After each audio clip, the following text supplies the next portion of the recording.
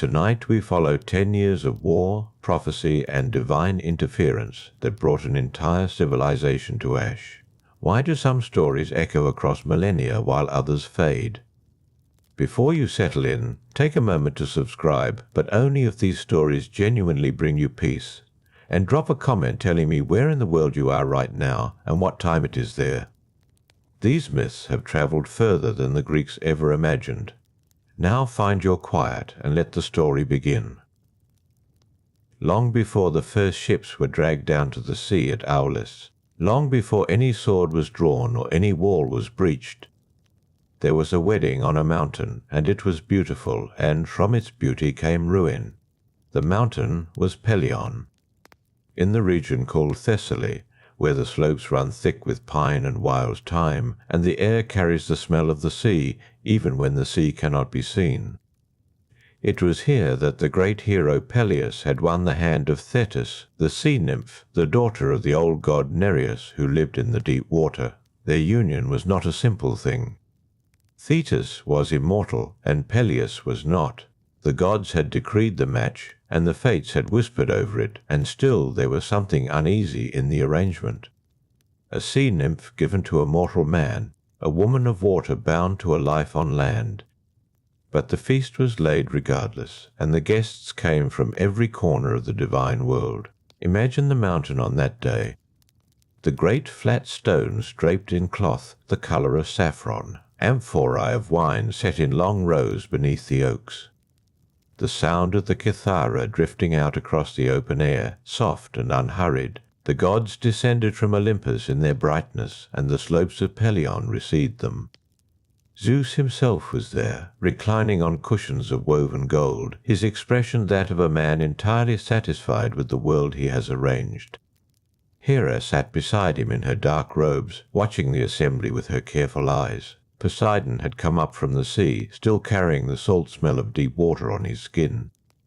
Apollo played his silver instrument somewhere among the pines, and the notes of it moved through the crowd like threads of light through cloth.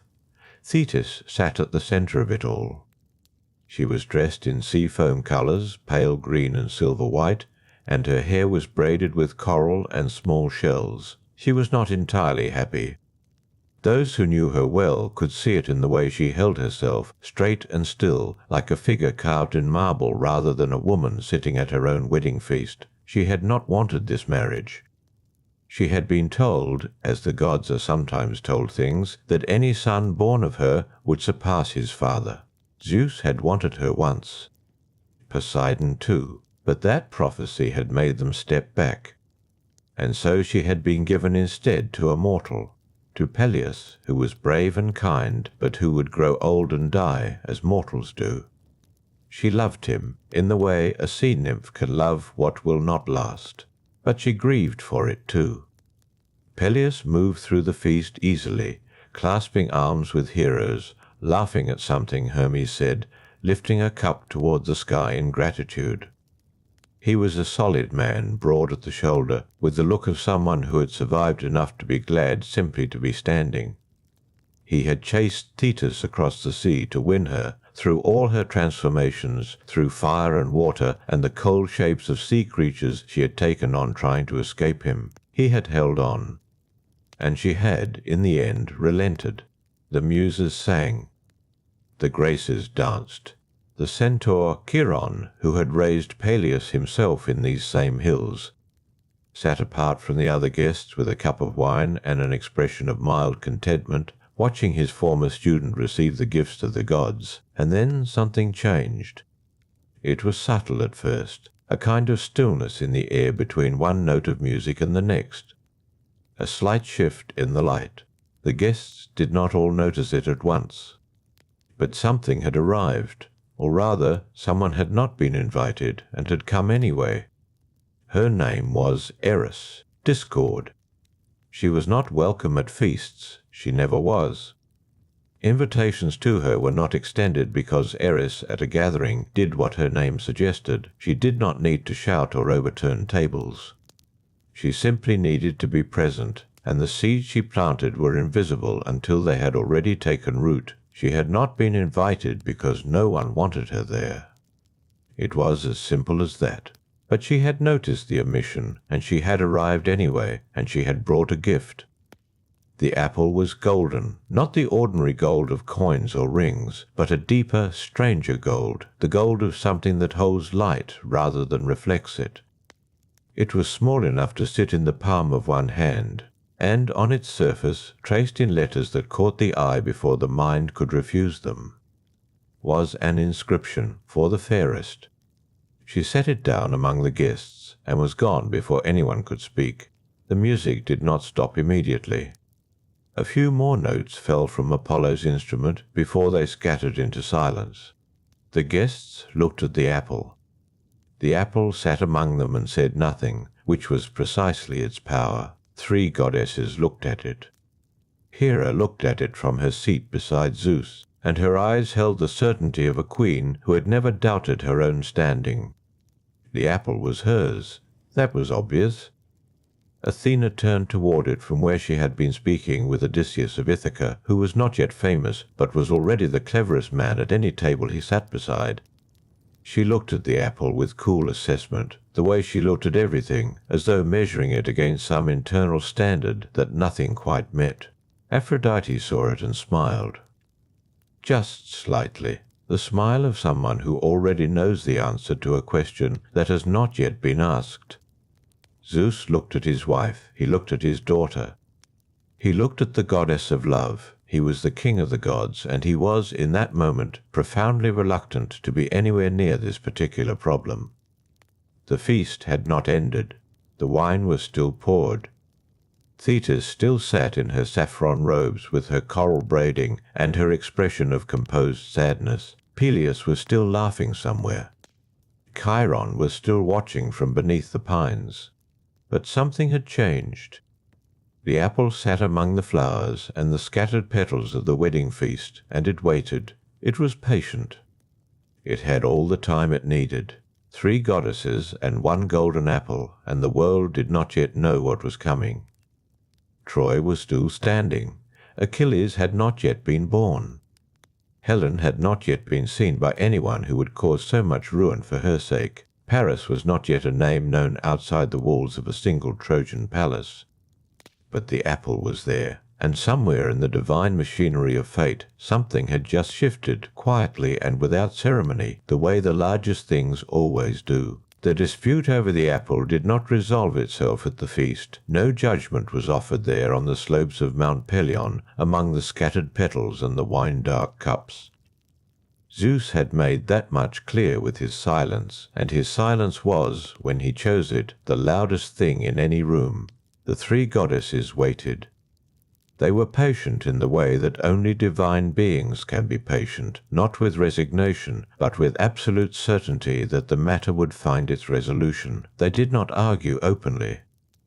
They did not snatch at the apple or raise their voices. They simply carried the question with them, each holding it differently, like 3 women, each certain they have been addressed by a letter that names no recipient. It was Hermes who was sent, in the end, to find the judge. He came to Mount Ida on a clear morning.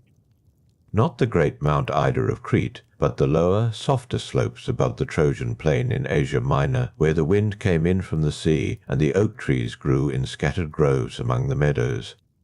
It was sheep country mostly, quiet, unremarkable.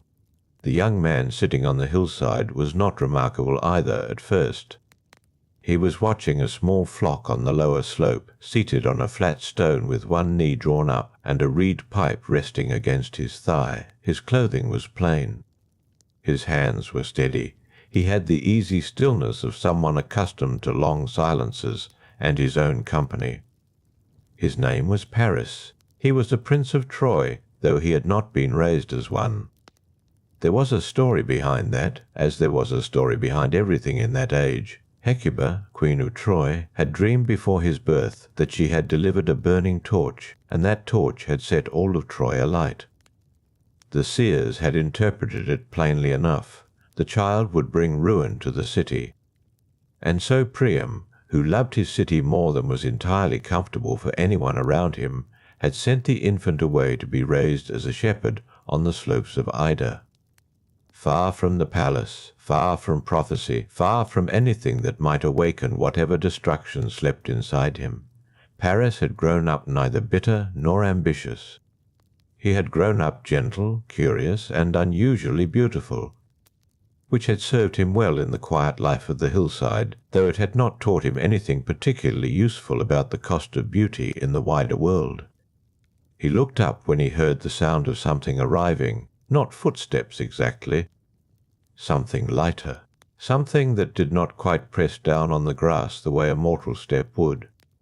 Hermes stood at the edge of the meadow, his winged sandals still for once, his expression carrying that particular divine amusement that tends to appear on messengers who know exactly what errand they are delivering and what it will cost the recipient. He explained the situation simply.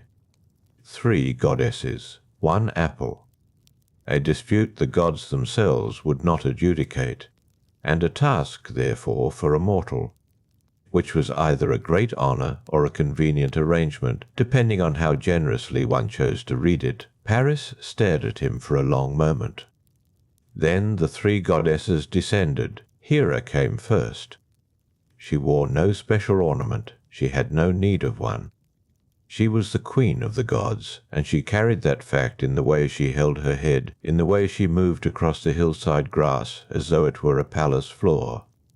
She looked at Paris the way a queen looks at a man she is about to make very powerful, unhurriedly, with the calm confidence of someone who already knows what she will offer and already knows it cannot be refused. She told him that if he named her the fairest, she would give him sovereignty over kingdoms, power so vast that other kings would feel small beside him, the thrones of Asia and Europe, if he wanted them. She spoke quietly and clearly, the way one states facts. Athena came next. Her eyes were grey and very steady. She looked at Paris the way one looks at an interesting problem, studying him without judgment, as though reading in his face some quality that might or might not prove useful. She offered him wisdom. She offered him skill in war, so sharp that no enemy could stand against him. Victory in every battle, glory that would last past his lifetime, a name written in the songs of men for generations. She said it briefly. She had always preferred clarity to persuasion. Aphrodite moved differently from the other 2. She did not so much approach him as simply appear to be closer than she had been a moment before. She was not taller than Hera or more commanding than Athena. She was simply, in whatever direction Paris looked, the thing he noticed. There was nothing aggressive about it. It was as natural as the way the eye finds colour before shadow. She asked him if he had ever seen Helen of Sparta. He had not. Almost no one had, outside the walls of her husband's palace. Aphrodite described her. Not in the way a poet describes beauty, accumulating detail on detail until the listener grows numb. She described her the way one describes a fact that cannot be improved upon. Dark-haired, she said, and still in the way that deep water is still. And her face, she said, was the kind of face that stays with you after you have looked away, the way a lamp flame stays in the eye, even in the dark. She was the wife of Menelaus, king of Sparta. But she could be his, Aphrodite said, if Paris gave her the apple. Paris sat on his stone in the long grass of the Idaean hillside. The reed pipe was still across his knee. His sheep were scattered below him on the slope, pulling at the thin mountain grass with their careful mouths, indifferent to everything. He was not a man accustomed to power or battle. He was a shepherd who had been raised away from every consequence his birth had set in motion. He had never commanded an army or governed a city. He had not been taught statecraft or strategy. He had been given, instead, a life of open hills and slow seasons and his own thoughts, and so perhaps it was not so strange that what Hera offered did not move him, and what Athena offered felt distant and abstract, and what Aphrodite offered felt close and real, a face that stays after looking away. A woman who existed somewhere in the world, something to cross a sea for. He held the apple for a moment. The strange golden light of it lay across his palm. He gave it to Aphrodite. The goddess took it without surprise. Her expression did not change significantly. She had known. She had always known. She simply received what was already hers, and she looked at Paris with something that was, in that moment, genuinely warm. A promise made in warmth, if not entirely in honesty. She had told him what the prize was. She had not told him what it would cost. Hera said nothing as she withdrew, but her eyes, as she turned from the hillside, held the cold clarity of someone composing a long and detailed grievance that would take years to repay. Athena did not speak either. She simply looked at Paris once more with those grey, measuring eyes, and turned, and the meadow felt quieter after she was gone. Paris watched them leave. The sheep moved on the slope below him. The wind came in from the sea to the west, carrying the smell of salt and distance. He sat alone on his stone with the reed pipe across his knee, and he thought of a woman he had never seen with dark hair and a face that stayed. He did not think of Troy. He did not think of what the seers had said about burning torches. He was young, and the morning was clear, and Aphrodite had made him a promise, and in that moment it seemed like nothing more than a gift. Somewhere far to the west, in a palace above the Eurotas River. Helen of Sparta sat in her own hall with no knowledge that her name had just been spoken on a hillside in Asia Minor, traded for a golden apple, by a shepherd who would one day come to her husband's door. The morning remained clear after the goddesses left. The hillside settled back into its ordinary quiet, the grass bending in the same slow wind, the sheep moving their careful patterns on the slope below. Paris stayed on his flat stone for a long time. The reed pipe rested across his knee. He did not lift it. He was not, in those first moments after, certain what had happened. Not uncertain in the way of confusion, but in the way of a man who has looked directly at the sun and finds, when he turns his face away, that ordinary light seems briefly insufficient.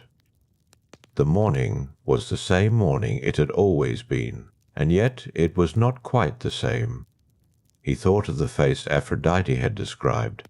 Still, she had said, in the way deep water is still. He turned the description over in his mind the way one turns a smooth stone, feeling its edges. He had no face to attach the words to. Only the words themselves, and the quality of the goddess's voice when she had said them, that quiet certainty, as though Helen of Sparta were simply a fact of the world, like the sea was a fact, like distance was a fact. By midday, Paris began the long walk down the mountain. He did not know, as he descended the Idaean slopes, that back in Troy the city was already full of uneasy silences, that the seer Cassandra had woken that morning from a dream she could not hold in her hands, that the dream had scattered on waking the way dreams do, leaving behind only a residue of heat and brightness that she could not name but could not shake. Cassandra was the daughter of Priam and Hecuba. She was not yet old. She was given, by the god Apollo, the gift of foreknowledge, and given alongside it the punishment that no one would believe her. She had lived with both gifts since childhood, and by now had learned that the knowing and the not being believed had fused into a single condition. To see the future was simply to suffer it twice. She stood that morning on the high wall of Troy and looked east, toward the dark ridgeline of Ida. The city hummed around her. Women carried water. Oxen moved in the lower streets.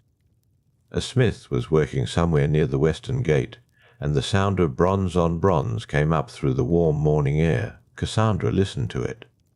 Bronze and a kind of silence underneath it. She could not have said why that particular sound made her chest feel tight. She turned away from the wall. She had told her father more than once that the boy sent away to Ida was not dead, could not be kept away, would find his way home. Priam had listened with the patient sorrow of a man who believes in the gods, but believes equally in necessity. He had done what the omens required. The child had been taken from the city. The torch dream had been dealt with. Cassandra knew that it had not been dealt with. She had always known.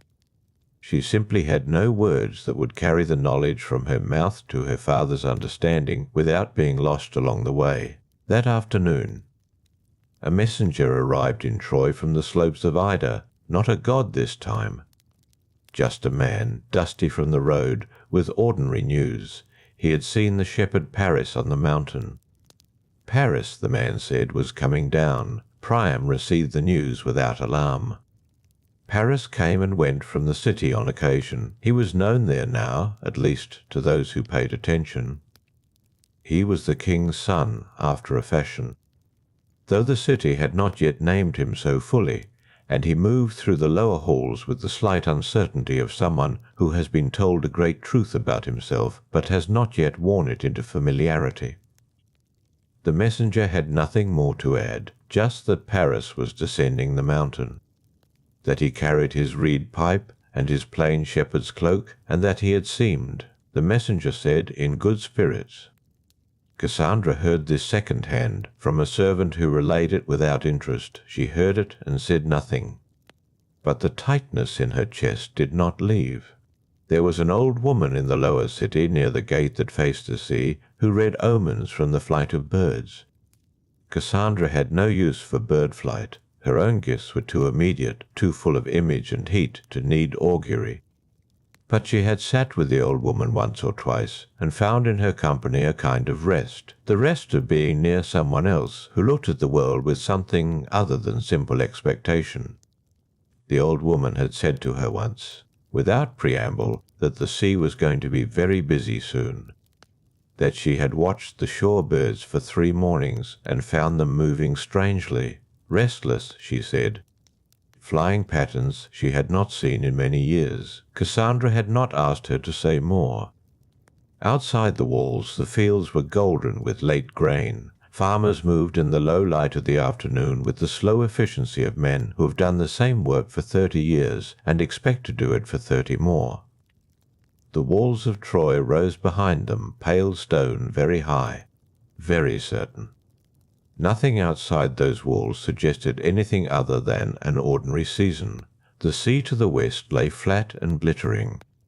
The plain stretched out from the lower city in every direction, pale grass and stone, and the thin dark lines of irrigation channels, ordinary and self-contained and old. Paris reached the city near the end of the afternoon. The western gate stood open, as it usually did in peacetime.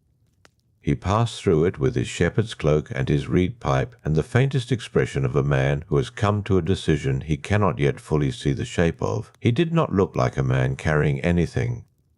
He was simply a young man walking home, with the smell of the mountains still on him and the wind from the sea at his back. Cassandra watched him from the upper wall as he passed through the gate. She watched him the way she had learned to watch the things she knew she could not change, steadily, without moving. He looked up once, not at her specifically, just up, the way one glances at the sky to check the weather. Then he walked on into the city. The smith near the western gate was still working. Bronze on bronze.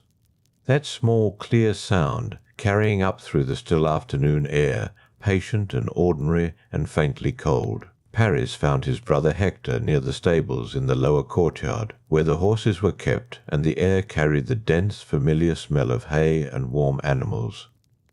Hector was checking the harness on a grey mare, running his hand along the leather with the slow attention of a man who prefers tasks that have clear answers.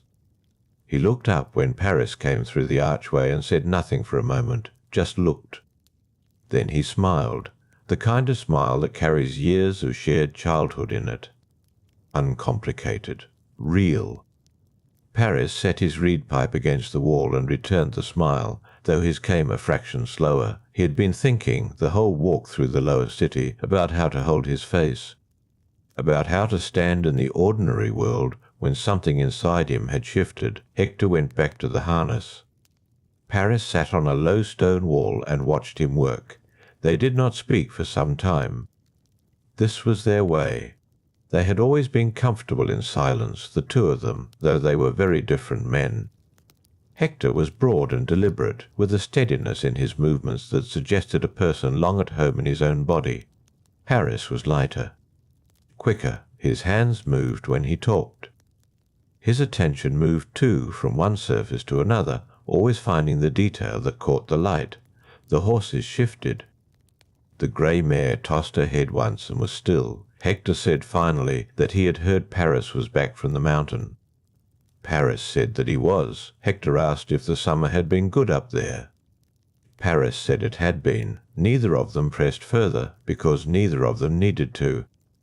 They had the slow, comfortable shorthand of brothers who had grown up in the same house, eaten at the same table, learned the same father's silences. But Hector was watching him in the way Hector watched things, steadily, with that quality of attention that noticed without appearing to notice. Paris looked at the grey mare.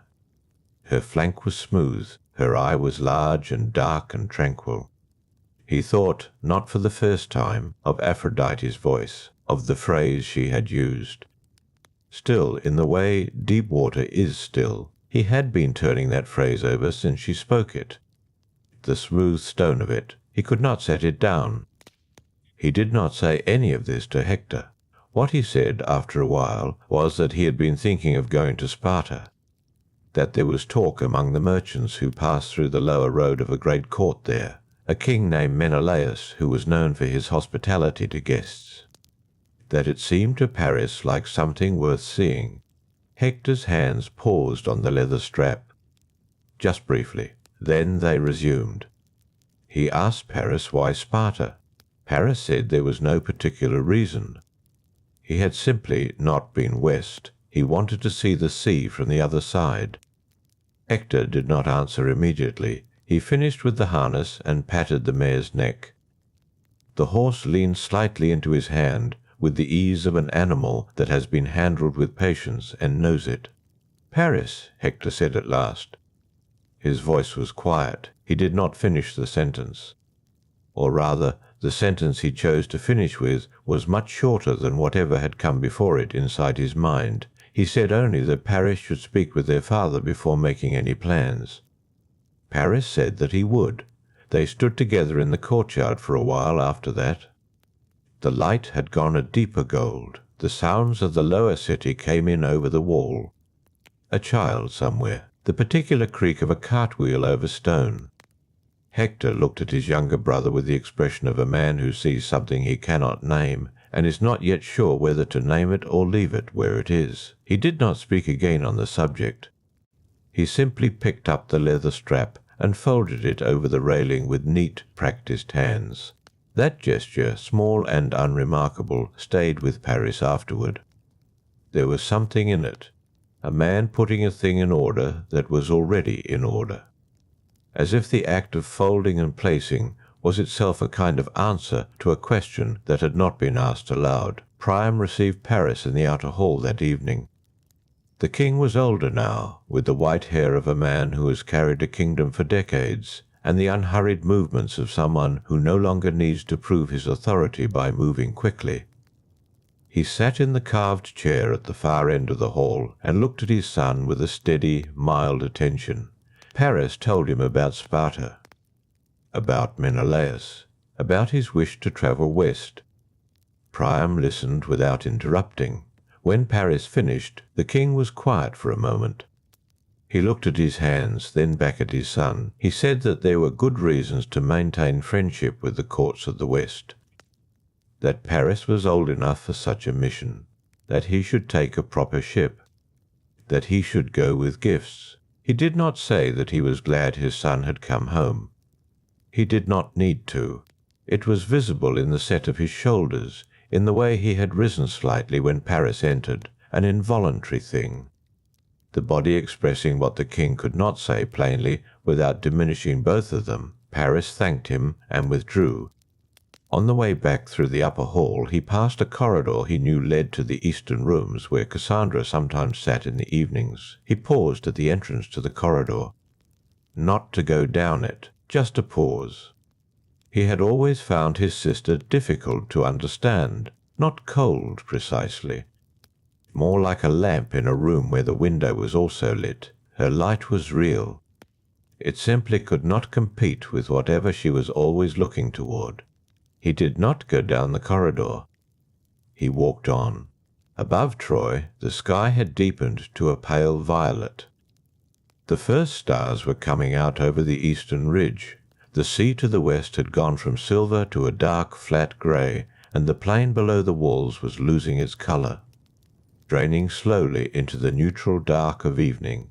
In the morning, Priam would call the harbour master. Plans would be made. A ship would be fitted. Men chosen. The machinery of preparation, ordinary and patient, would begin to turn. Paris stood for a moment on a small terrace above the lower city and looked out at the sea. The light was nearly gone. The water lay still and enormous, and without any particular feeling about the things being decided on the shore. He put his hand in his cloak and found the reed pipe there. Smooth and familiar against his fingers. He did not play it. He held it for a moment, then let his hand rest. The first true dark came in quietly. The city settled beneath it. Somewhere in the lower streets a lamp was lit, and its small light appeared in a window like a single point of warmth in a very old and patient dark. The night passed without event.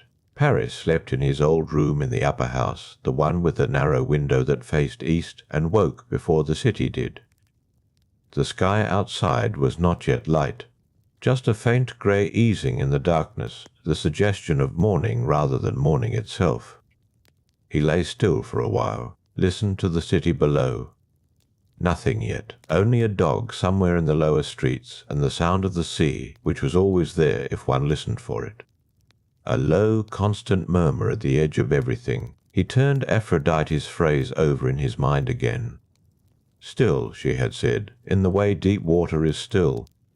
He had been turning it over since Mount Ida. He suspected he would continue turning it over until the thing it described was in front of him. He rose before the household servants and went down through the palace to the outer courtyard. The stones were cool underfoot. The air smelled of night damp and the herbs that grew in clay pots along the eastern wall. He stood in the courtyard for a time, watching the sky lighten by degrees over the ridge. Preparations for a sea crossing took several days. His father's harbour master was a meticulous man named Adranus, thick-shouldered, methodical, with the manner of someone who had supervised many crossings and considered haste an insult to the sea. He came to the palace the morning after Paris's conversation with Priam and spoke at length about tides, provisions, crew. Paris listened. He nodded where nodding was expected. The details of rope and caulking and water jars seemed to belong to a different order of reality than the one he was moving through. But he did not say so. He simply listened and agreed and let Adranus proceed. The ship would be ready in 4 days. On the second day, Paris walked down through the lower city to the harbour. He had not been to the harbour in some time. The smell of it came up the hill to meet him before the water was visible. Salt and fish and old rope and something mineral underneath all of that. The particular smell of a place that conducts its business in the open and does not concern itself with appearances. He stood at the edge of the quay and looked out at the water. The strait was blue in the morning light. A few small vessels moved on it. The far shore was a low dark line in the haze. He had looked at that shore most of his life without particular feeling. This morning it seemed like something he was already leaving behind. There were birds overhead. He watched them for a while. They moved without apparent intention, circling and descending and rising again on currents he could not see. He had watched birds like this on Mount Ida. He had understood them on Mount Ida as signs, as everything had seemed like signs on Mount Ida. The world there had been full of a dense, expectant significance, the kind that precedes irrevocable things. Here the birds were only birds, or perhaps he was simply farther from whatever had made them otherwise. He put his hand in his cloak. The reed pipe was there. He had been carrying it for so long now that finding it had become a reflex, an unconscious check, the way a man will touch a scar without meaning to. He did not take it out. He walked back up through the lower city, past the market stalls and the potters and the women carrying water, and returned to the upper house. On the third day, a thing happened that he did not immediately understand. He was crossing the inner courtyard late in the afternoon when Cassandra came out of the eastern passage. She was moving quickly, which was unusual. She stopped when she saw him. Just stopped, mid-stride, in the way that one stops when something unexpected appears in a familiar place. He had not spoken to her since returning to Troy. He had passed the corridor to her rooms twice and had not gone down it. He was not sure why. He had told himself it was not important, that there would be time. They looked at each other across the courtyard. The light was the particular amber of late afternoon, and it caught the dust in the air between them, so that the space between them seemed full of small, suspended things. She said his name, just his name. Her voice was even, her face still. He said that he had been meaning to come and see her, that he had been busy with the preparations. She nodded, once, slowly, as though she were agreeing with something else entirely. He asked if she was well. She said that she had been dreaming, that the dreams had been very clear. She said this plainly, without inflection, not as complaint, not as warning, simply as information she was placing between them for him to do with as he chose. He waited. He thought she might say more. She did not. After a moment he asked what she had dreamed. Cassandra looked at him with that particular expression he had never been able to interpret, the one that suggested she was seeing some layer of a thing that the visible part of it did not contain. She said that the dreams were about water, about fire, about something large being brought through a gate. The courtyard was very still. Somewhere above them a bird landed on the wall and then was gone. He did not know what to say to this. The sounds she had named were only sounds: water, fire, a gate. They arranged themselves in his mind without forming a picture he could recognize. He had the uneasy feeling of someone who has been handed something and has not yet understood what it is for. He said that all cities have gates, that fire and water were everywhere, that dreams were made of the materials at hand. Cassandra looked at him steadily. She did not argue with this. She only said that she hoped his crossing would be peaceful, that she hoped the sea would be gentle. He thanked her. She walked on across the courtyard and into the passage on the far side. He stood where he was for a moment after she was gone. The amber light moved slowly across the stones. The dust in the air continued to drift and settle. He found that he was holding the reed pipe in his hand. He had taken it from his cloak without noticing. He turned it once in his fingers, smooth and worn at the mouthpiece, and then put it away again. On the fourth day the ship was ready. He rose early, as he had each morning since returning. The harbour-master was already at the quay when Paris arrived, checking the lines with the quiet satisfaction of a man whose predictions about readiness had proven correct. The crew was assembling. The gifts from Priam, folded cloth, 2 bronze bowls, a length of worked silver, had been loaded the evening before in sealed cedar boxes. The morning was clear. The sea lay flat and silver in the early light. A good day for crossing, Adranus said. Wind out of the northeast, steady but not strong. Paris stood at the prow as the lines were cast off. The ship moved out into the strait. Troy behind him was pink and gold in the risen sun, its walls catching the light along their upper edge, the citadel pale above the lower city. It looked, at that angle and in that light, like something that had been there since the beginning of things and would be there long after anything presently living had passed. He had lived within those walls his whole life and had never quite seen them this way. Distance was part of it. There was also the fact of movement. The feeling of the ship beginning its steady work beneath him, the water opening ahead. He turned and faced west. The sea spread out, broad and still and full of light. No particular feeling, no visible sign. Only the water running along the hull, and the wind in the sail above him, and the retreating shore. He put his hand once in his cloak, then withdrew it. Troy diminished behind him by degrees, as all things do. The crossing took 2 days. The first day was as Adranus had promised. The wind held steady from the northeast, and the sail filled without fuss. The crew worked in the efficient silence of men who have made this crossing many times, who have no particular feeling about it. Paris stood at the prow for most of the morning, then moved to sit near the mast when the sun climbed higher and the deck grew warm underfoot. The sea was not dramatic. It was simply large. Blue-grey in the deeper water, lighter near the surface, shifting as the angle of the light shifted. Small waves ran beneath the hull in long, even rows. The sound of them was steady and low, like breathing. He did not think about Cassandra, or rather he thought about her the way one thinks about a half-remembered conversation, returning to it without purpose.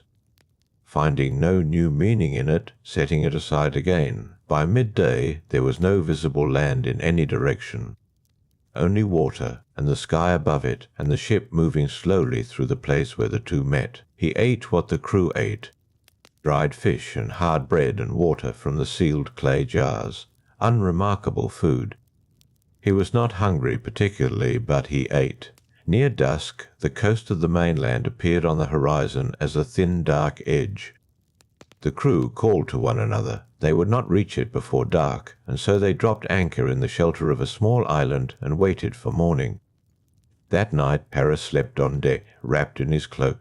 The sky was clear. Stars very bright and numerous. He lay on his back and watched them, and did not think about anything that required thinking. The water made small sounds against the hull. The anchor line moved in the slow swell. He put his hand into his cloak, and his fingers found the reed pipe. He held it without taking it out. It was very smooth. The wood had been worn by years of handling until it held no roughness anywhere, only the memory of a surface. He had carried it since the years on Mount Ida, since before he knew what he was. Before the goddesses came down through the oak trees and stood in the clearing and looked at him with faces that made the ordinary world seem thin and temporary. He had been cutting reeds near the stream when the first sign came, a brightness in the air that did not belong to the afternoon. He had reached for the half-made pipe in his hands the way he always reached for it when something unsettled him. He released it now, turned onto his side, slept. The morning brought low clouds and a changed wind, not a dangerous wind, but a different one from the south now, requiring the crew to adjust their course. Adranus had sent a man to watch the rigging through the night. He reported the shift with the flat tone of a man who has been expecting it all along and finds no satisfaction in being right. Only confirmation of the persistent inconvenience of weather. They reached the Laconian shore by late morning. The harbour at Sparta's port was smaller than Troy's, the quay lower to the water. The smell different, less salt and more pine resin. The hills behind the town thickly forested and dark green even in the autumn light. Paris stepped off the ship onto solid ground and stood for a moment while the land steadied itself beneath him, the slight rolling sensation that the body retains after time at sea.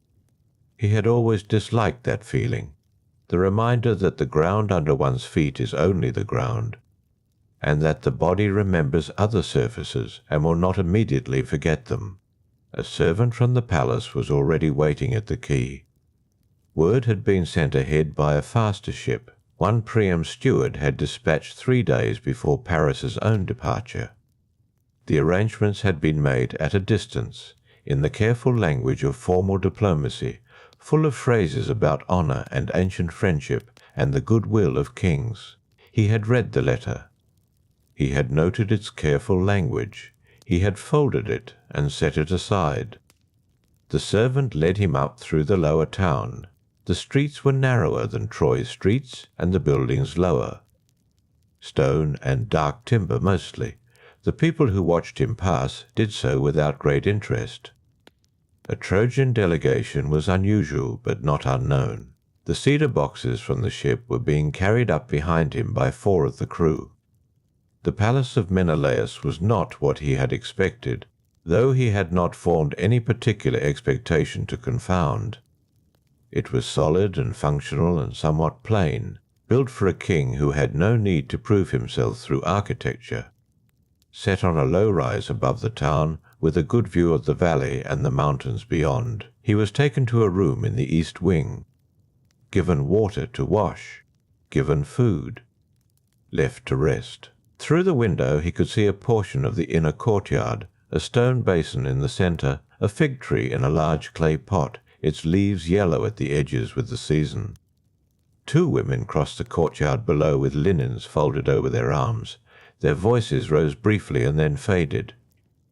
The light in Sparta was different from the light in Troy, harder somehow, more direct, less softened by the presence of water and the particular haze that hung always over the strait.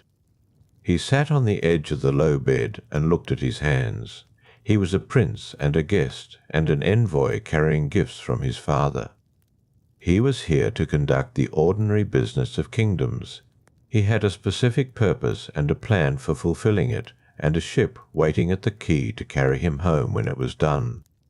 He turned these facts over in his mind, the way one turns a smooth stone in the hand, outside, somewhere in the courtyard. A child was laughing. The sound came up clearly in the still afternoon air, and then stopped. He reached into his cloak, touched the pipe once, pulled his hand out again. Menelaus would receive him that evening. There would be a formal dinner. There would be wine and the careful conversation of men who represent other men, full of weighted courtesies and small gestures that meant more than their surface. He did not yet know what he would do beyond that. The afternoon light moved across the stone floor of his room in a long, slow line, the way light moves when there is no wind to disturb it and no cloud to interrupt its progress, patient and indifferent, touching everything it reached with the same unhurried attention. He lay back on the bed and looked at the ceiling. From somewhere far below the town, barely audible, came the sound of the sea, a very faint sound, more like the idea of the sea than the sea itself. He closed his eyes. The ceiling was still visible behind them for a moment, a pale impression, and then it was not. The dinner was quieter than Paris had anticipated. Menelaus kept a modest table, not mean but restrained. Bread and roasted meat and a good dark wine from the valley. Lamps of hammered bronze on the walls. A steward who moved without sound and refilled cups before they were empty. The hall itself was lower ceilinged than Priam's great hall in Troy, and the fire at its centre threw heat without spectacle, burning steadily in the way of a fire that has been properly laid by someone who knows what they are doing and expects no admiration for it. Menelaus was a broad man, going grey at the temples. He had the manner of someone accustomed to war in the way that certain men are accustomed to weather. He did not boast. He asked careful questions about Priam's health, about the trading routes along the coast, about a disagreement between 2 port cities that he had apparently followed with interest. His attention was full.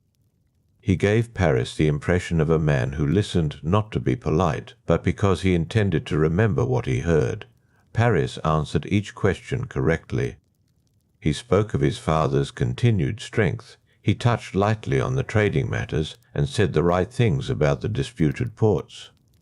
He accepted the wine and drank it at the pace that a guest drinks wine when he wishes to appear at ease. The cedar boxes had been opened before the meal. The gifts examined with appropriate courtesy. Cloth of good purple dye from the Phoenician merchants his father traded with. A small carved ivory figure of a horse. A copper mirror with a handle cast in the shape of a palm tree. Menelaus had received each item with a nod and a word of thanks that was neither excessive nor empty. He was not a man who could be moved by objects. Paris had known this before he arrived. He had known it, and he had brought the gifts anyway because the gifts were not for Menelaus. The night after the dinner, he lay awake for a long time in the east wing room. The window was dark now, the courtyard below it empty. The fig tree was a dim shape in the moonlight. The stone basin beside it held a sliver of sky in its water, bright and narrow, moving slightly when the air shifted. He turned onto his back and looked at the ceiling beams. He was thinking about something that had happened at the end of the meal. A door at the far end of the hall had opened. Not the entrance door, not the one through which servants came and went, but a smaller door set into the side wall, partially obscured by a hanging of undyed wool. It had opened briefly, closed again. He had not looked directly at it. He had continued his answer to some question Menelaus had asked about the grain trade, and he had not looked at the door, and yet he had registered it completely. The way a man registers a light in the distance while pretending to look at the road. He did not know what he had seen. A figure, perhaps. A woman's figure, perhaps. A hand pulling the door shut from the other side, unhurried, deliberate, as though the door had been opened for a reason and then closed when the reason was satisfied. He lay still and thought about that closed door. This was the chapter of the story that the later poets would render in fire and bronze, all appetite and divine compulsion, a tale of beauty seized and a world upended.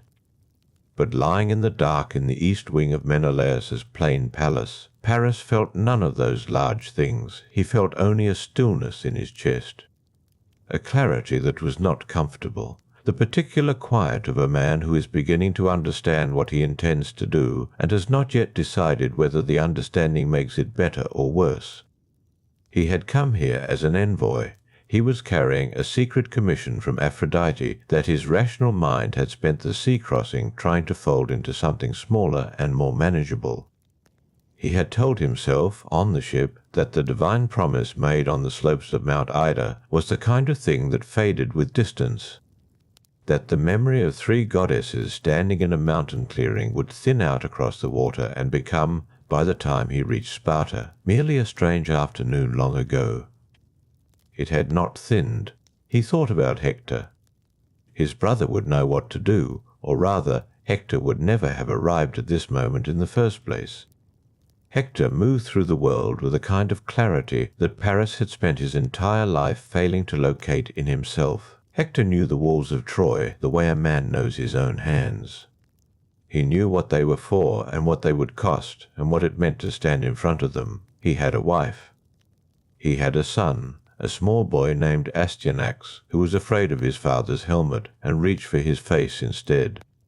Paris had seen Hector hold the child once in the courtyard at home, the helmet set aside on the stone wall, both of them laughing at something small and private. The image stayed with him in the way that very ordinary images sometimes stay. Troy was 12 days away by sea, assuming good wind.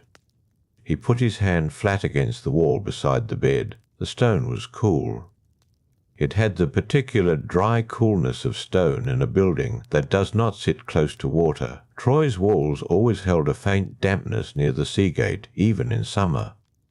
He had grown up with that particular cold against his palm without knowing it was particular. The pipe was in the fold of his cloak, hanging on the peg beside the door. He did not reach for it. He was aware of it, the way a man is aware of a lamp that is not lit. Outside, the night had settled into full quiet, no wind, no sound from the town below, only the distant sea, too far to hear, present only as an absence of other sound. He thought about the door at the far end of the hall, the hand closing it from the other side. Unhurried, deliberate. He would see Menelaus again in the morning. There was no reason for urgency. The visit had been arranged to last several days. There was time for everything that needed to happen slowly, in the ordinary way of things that are allowed to unfold without being pressed. He lay still. The sliver of sky in the stone basin below the window shifted as a cloud moved across the moon. The light changed briefly and then settled again. He closed his eyes. The first 9 years of what would come were not yet imaginable to him from this particular darkness. Troy's high gates still stood, lit by torches at night, the harbour full of the ordinary ships of trade. Hector still walked the walls each morning. The boy Astyanax still laughed in the courtyard. The world had not yet gathered itself into the shape it was going to take. It was only a night, a man in a room. A closed door remembered. The small stone basin outside holding its narrow piece of sky, patient and still, indifferent to what was being decided nearby. he breathed out. His hands uncurled beside him on the rough linen. The ceiling beams were the last thing he saw before sleep came. Plain, dark-stained timber, set close together, the work of builders who had meant the roof to last. Morning came without announcement. The light arrived in the way that light arrives in east-facing rooms, not all at once, but as a gradual suggestion. A pale thinning of the dark above the window ledge. The fig tree in the courtyard below emerged from shadow branch by branch, as though someone were drawing it carefully from memory. Paris lay awake. He had not slept long. The ceiling beams were still visible from the same angle, and he looked at them for a time without thought, the way a man sometimes uses a plain surface to organize what he already knows. He rose. The stone floor was cold against his feet. He crossed to the window and looked down into the courtyard. The stone basin below held no sky at this hour, only still water, dark and flat, reflecting nothing yet. The fig tree stood without wind. The whole palace was quiet. Somewhere beyond the outer wall, a single bird called twice and was silent. Paris dressed.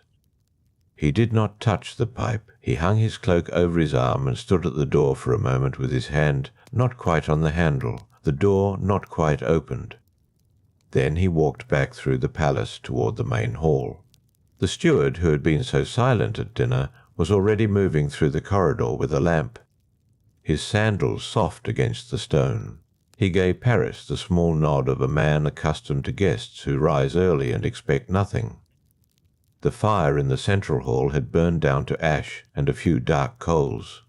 The bronze wall lamps were cold. The undyed wool hanging still covered most of the small side door. It was closed. It was an ordinary door. Paris stood in the empty hall and looked at it. The light from the one lamp the steward had left near the hearth was low and amber.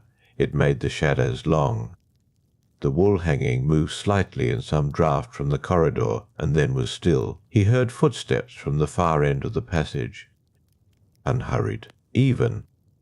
Menelaus appeared in the doorway. He was already dressed, his hair combed, his manner carrying the particular composure of a man who had risen early for 30 years and found nothing remarkable in it.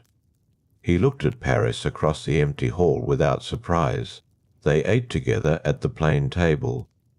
Bread brought by the steward, oil in a ceramic bowl, wine watered heavily, the way it is drunk in the morning when the day's work is real. Menelaus spoke easily.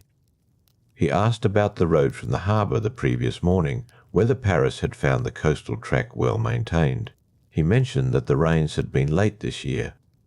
He refilled his own cup and said nothing for a comfortable interval, the way men do who do not require conversation to fill silence. Paris answered. He heard himself answering. His voice was unhurried and correct.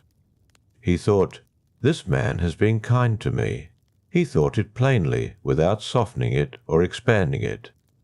Just the plain fact of it, sitting beside everything else. Menelaus told him that he had a matter requiring his attention in the outer district that day. An old boundary dispute between two families. He would be away from the palace until late afternoon. He said it without apology or ceremony. His household was Paris's to make comfortable use of. The steward would see to whatever was needed. He finished his bread. He said it had been a pleasure to receive a guest from Priam's house, that Troy had always treated Spartan merchants with fairness, and that Priam was known to be a man of his word.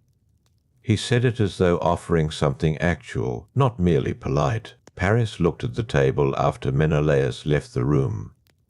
The oil in the bowl, the scattered crumbs.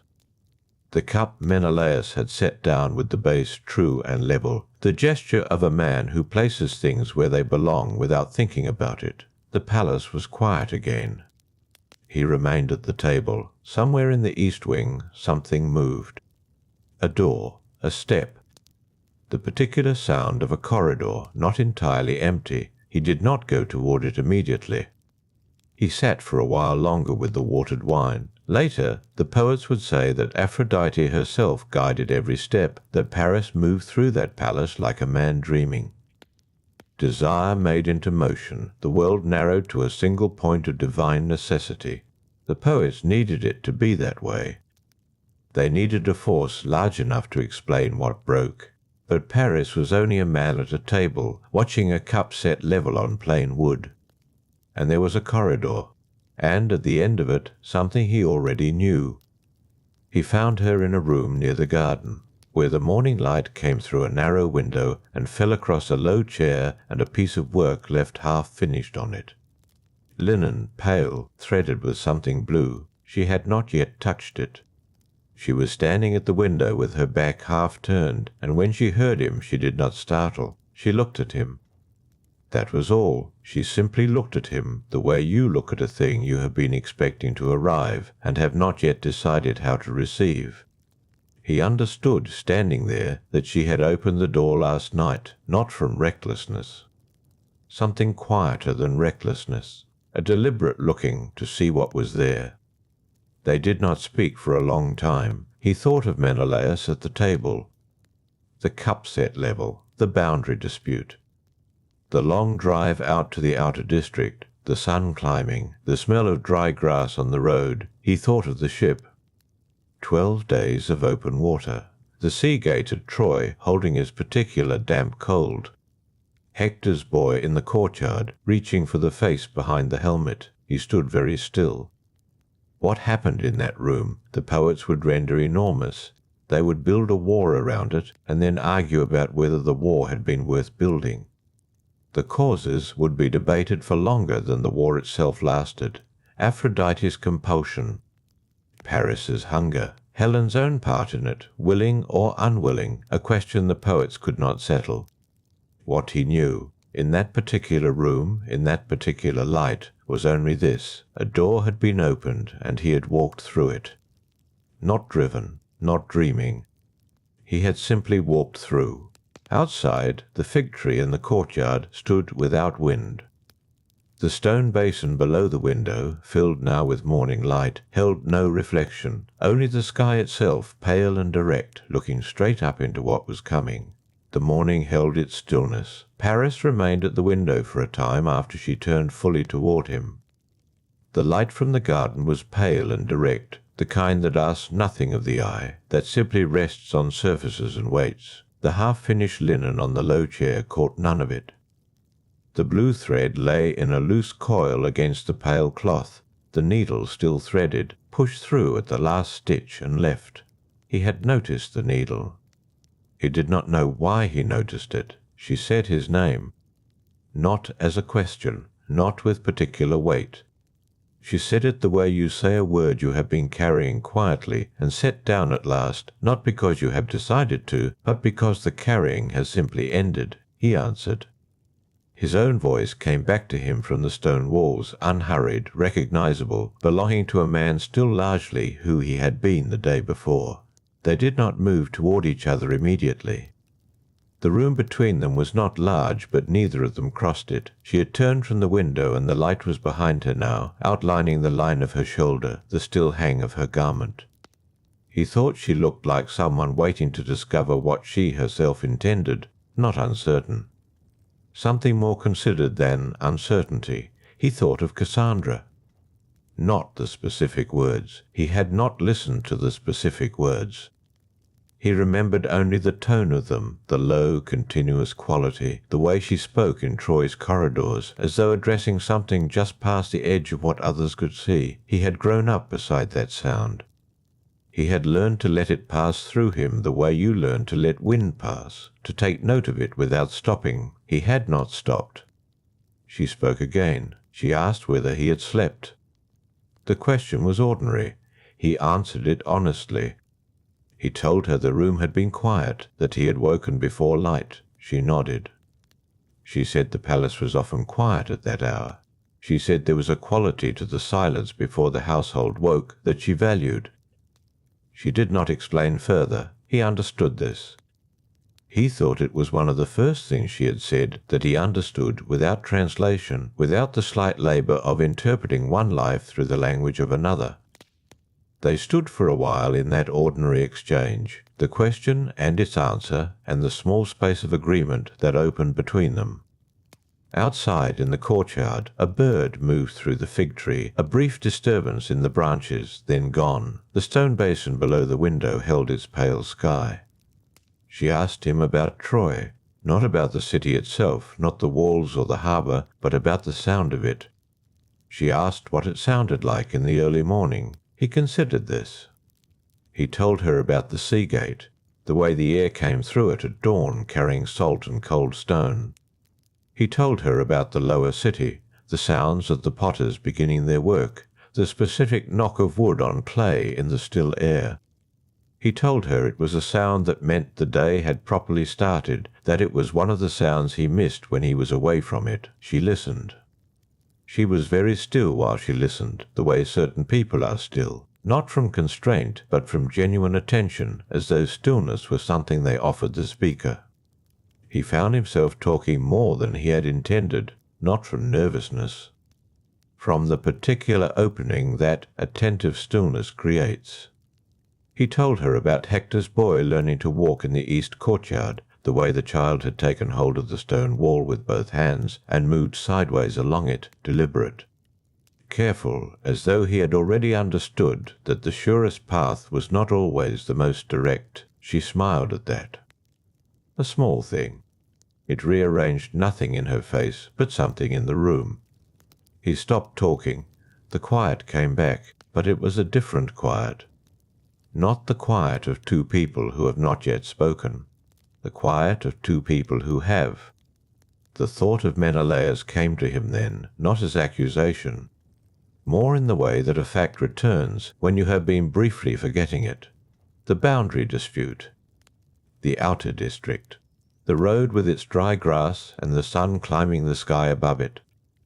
A man who placed his cup level on plain wood and rose at dawn without requiring anything particular from the morning. Paris stood with that thought for a moment. He let it be fully what it was. Outside, the fig tree shifted again. No wind, or very little, just the natural small movement of a living thing in still air. She had turned back to the window, not away from him, but simply to the light, her hands loose at her sides, the linen work untouched on its chair. He looked at the blue thread. He thought of the 12 days on open water, the coast of the Peloponnese coming visible at dawn on the last morning, the brown hills above the harbour. He had stood at the prow and watched the land clarify out of the haze, and known even then that something had already begun that the sailing had merely carried him toward. He had not been dreaming. That was what the poets would not accept. They needed the dream. They needed Aphrodite at his shoulder, warm and irresistible, a force beyond disputing. They needed the cause to be larger than the man. If the cause were only a man, standing in a room, choosing, then the war that came after it would be a different kind of war, harder to hold, harder to make mean what it needed to mean. But he had been awake. He had been awake at the table with the watered wine, and he had been awake walking the corridor, and he was awake now, looking at a blue thread on pale linen, and knowing with the particular clarity of early morning that what he did next would be his own, not driven, not dreaming, not called. She turned from the window. She looked at him. Her face was simply her face, the face of a woman in morning light, neither more nor less than what she was. He thought of the apple on the slopes of Mount Ida, the 3 figures in the high meadow. The moment before he extended his hand, he had been a young man in a place of no particular importance, asked to decide between things that should not have been his to decide. He had chosen. He had told himself he was choosing beauty, something harmless, the kind of preference a man might have for one hillside over another. He understood now, standing in this room, that he had chosen the whole of it. Not beauty alone, not a woman standing in pale light, but this room and that ship and the 12 days of open water and whatever came after the 12 days, the full weight of it. He had chosen it without knowing what it weighed. The blue thread lay where it had been left. He crossed the room. He stopped just short of her, not from hesitation, from something more precise than that. The space between them had a quality he did not want to dissolve too quickly, the way you might pause before opening a door that has been closed a long time. Not from reluctance, but from acknowledgement. She did not step back. She looked at him the way she had looked at the window, with that same quality of attention that did not demand or withhold, but simply received. Her hands were still at her sides. The linen sat on its chair behind her, the blue thread catching the morning light. He said her name. She did not answer with her own name for him. She answered with his, returned to him plainly, the way you confirm that you are present, that you have heard. That was all that passed between them. Outside, the fig tree settled again. The stone basin held its pale reflection undisturbed. The household had not yet begun to move. There was time still, though neither of them counted it. What followed was quiet. Quieter than the room before it, not the quiet of waiting, but the quiet of something having been settled. The linen remained where it was. The blue thread did not move. After a time the light shifted, only slightly, the pale brightness finding a new angle against the wall. Morning deepened, the way morning does, without announcement. Paris sat. Not far from the window. She sat some distance from him, not far. Near enough that when she reached for the linen and took it in her hands again, he could hear the small sound of the cloth moving. She did not resume the needle. She simply held the work in her lap. He watched the light on the floor. There was something in the room that had not been there before, not a presence. More an adjustment, the way air settles differently in a place where something has changed. He could feel it in the particular quality of the silence, the way it pressed neither forward nor back, but simply held them both inside it. He thought of Troy again. Not with longing now, but with the flat accuracy of a man reckoning what he carries. The sea gate. The lower city. The sound of the potters and the child in the east courtyard. Hector rising before dawn to walk the walls. He thought of the ships. There were Trojan ships in the harbour. He had come in the fleet his father had provisioned, 12 good ships with dark hulls, well crewed, sitting in the Spartan harbour now under the watch of his own men. He had not thought about those ships since the morning he arrived. He thought about them now. Their dark hulls, the mast lines, the open water they had crossed. He turned the thought over without hurry. She was watching him. He became aware of it gradually, the way you become aware of the warmth of a second body in a cool room. Not intrusive, simply present. He looked at her. She held his gaze with the same evenness she had held everything that morning. Her face told him nothing he had not already seen, but she had turned toward him rather than away, and that was its own kind of speech. She said, "There is something you have already decided." It was not a question. He considered denying it, the reflex of a man who has not yet spoken a thing aloud, as though silence still leaves it uncommitted. He let the reflex pass. He said, "Yes." She looked at the linen in her hands. She smoothed the fold in the cloth that did not require smoothing. Her thumb moved along the edge of it, back and forth, once. He waited. She set the linen down on the arm of the chair. She set it down carefully, the way you set down something you do not yet know whether you will pick up again. That was all she said, or rather, she said nothing more. But her hands, now empty, rested open in her lap. The room held them. From somewhere below, in the lower parts of the palace, the first sounds of the household beginning to stir drifted up. A door. Footsteps on stone. The soft knock of a vessel against a shelf. The day arriving, as it will, without permission. Neither of them moved. Paris thought of Menelaus again. The way a man thinks of a wall he has just passed through, not looking back at it with guilt, but registering its weight. A fair man. An unremarkable man, except in those small particulars, the level cup, the early rising, the absence of need. There was something almost enviable in it, he thought, the ease of a life that does not reach toward the difficult thing. He had never been capable of that ease. He had known it on the mountain. He had known it looking at the three figures in the high meadow, the weight of the apple in his palm, something ridiculous and enormous and his. He was not made for the unremarkable life. He had never been made for it, not as a shepherd boy, and not as a prince, and not as a man sitting in a still room in a foreign palace with the morning deepening around him. He did not blame himself for this. It was simply what he was. She stood. She moved to the window one last time. She stood looking out at the courtyard, at the fig tree, at the basin with its pale reflection. She said, "The ships are in the harbour." He said, "Yes." She said nothing for a moment. Then she said, "When?" He said, "Soon." "Before the season closes." She touched the edge of the window frame. One finger against the stone, tracing nothing, just the cool surface of it. He stood. The room was fully lit now. The morning had gathered. Every object in it was clear and ordinary and specific. The linen, the blue thread, the window and the basin and the quiet courtyard below. He crossed to where she stood. She did not turn.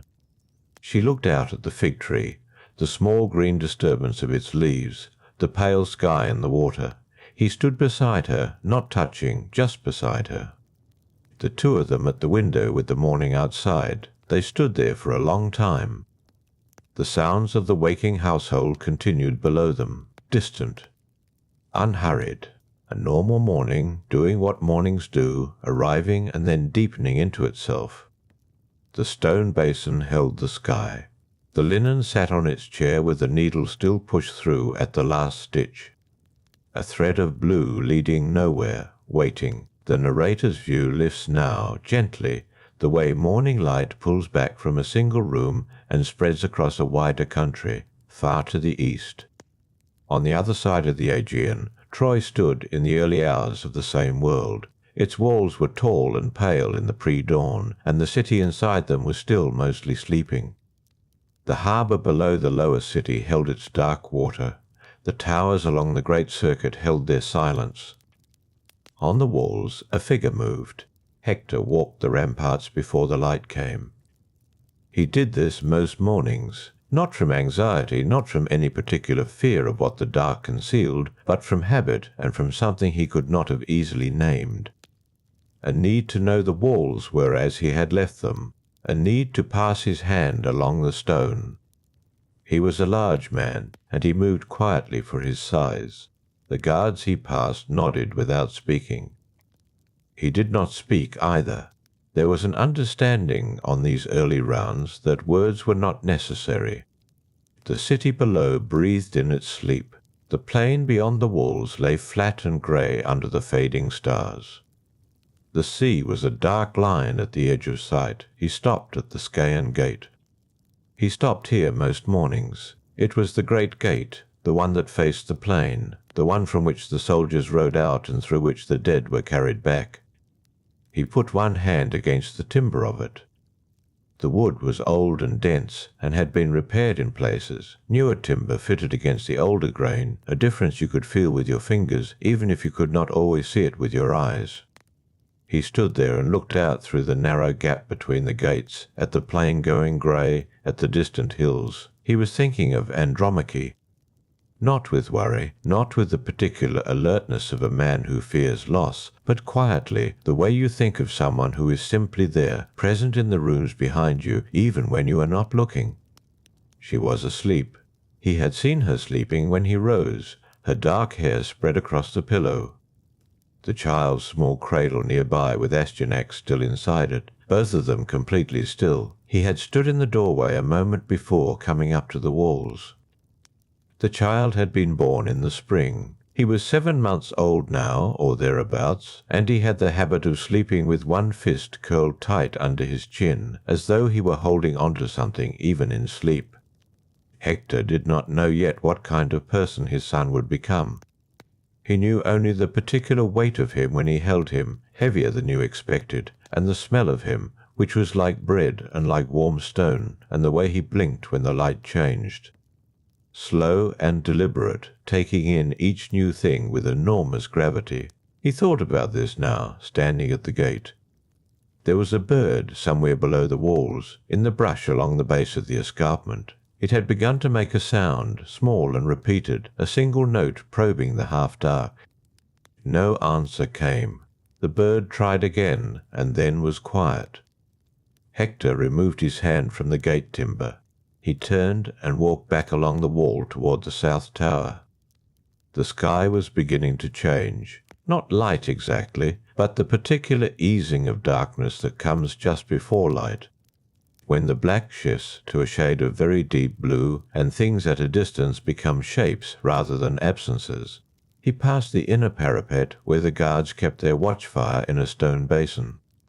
The fire was low. One of the younger guards was tending it, feeding in small pieces of charcoal one at a time, careful not to let it go out. He glanced up at Hector. Hector nodded once. The guard returned to his work. Everything here was ordinary. The wall, the fire, the guards, the spreading light. Troy was a city that had stood for a very long time and which expected, without arrogance, to continue standing. Its people were not frightened, most of them. They trusted the walls. They trusted Hector. He knew this and did not take it lightly. He came down from the walls as the sky moved into pale grey. The streets of the upper city were empty at this hour. His sandals made a soft sound on the stone. The houses on either side were shuttered, the doorways dark. A cat sat in the entrance to a narrow lane and watched him pass without alarm. He reached his own door. He did not go in immediately. He stood outside it for a moment, as he sometimes did, not for any reason he could explain. The city was quiet around him. The air had the particular stillness of very early morning, when the world has not yet decided what it will do with the day. Inside, Andromache would still be sleeping. The child, too. He thought about going back to the walls. There was always something more to check, always another length of parapet to walk, another section of the lower city wall to assess. A man could spend his whole life at it and not be finished. He opened the door instead. The room was dim and warm. He stood in the entrance and let his eyes adjust.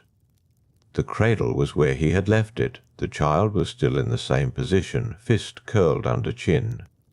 Andromache had turned in her sleep, and her face was toward the window now, toward the thin grey seam of light where the shutter met the wall.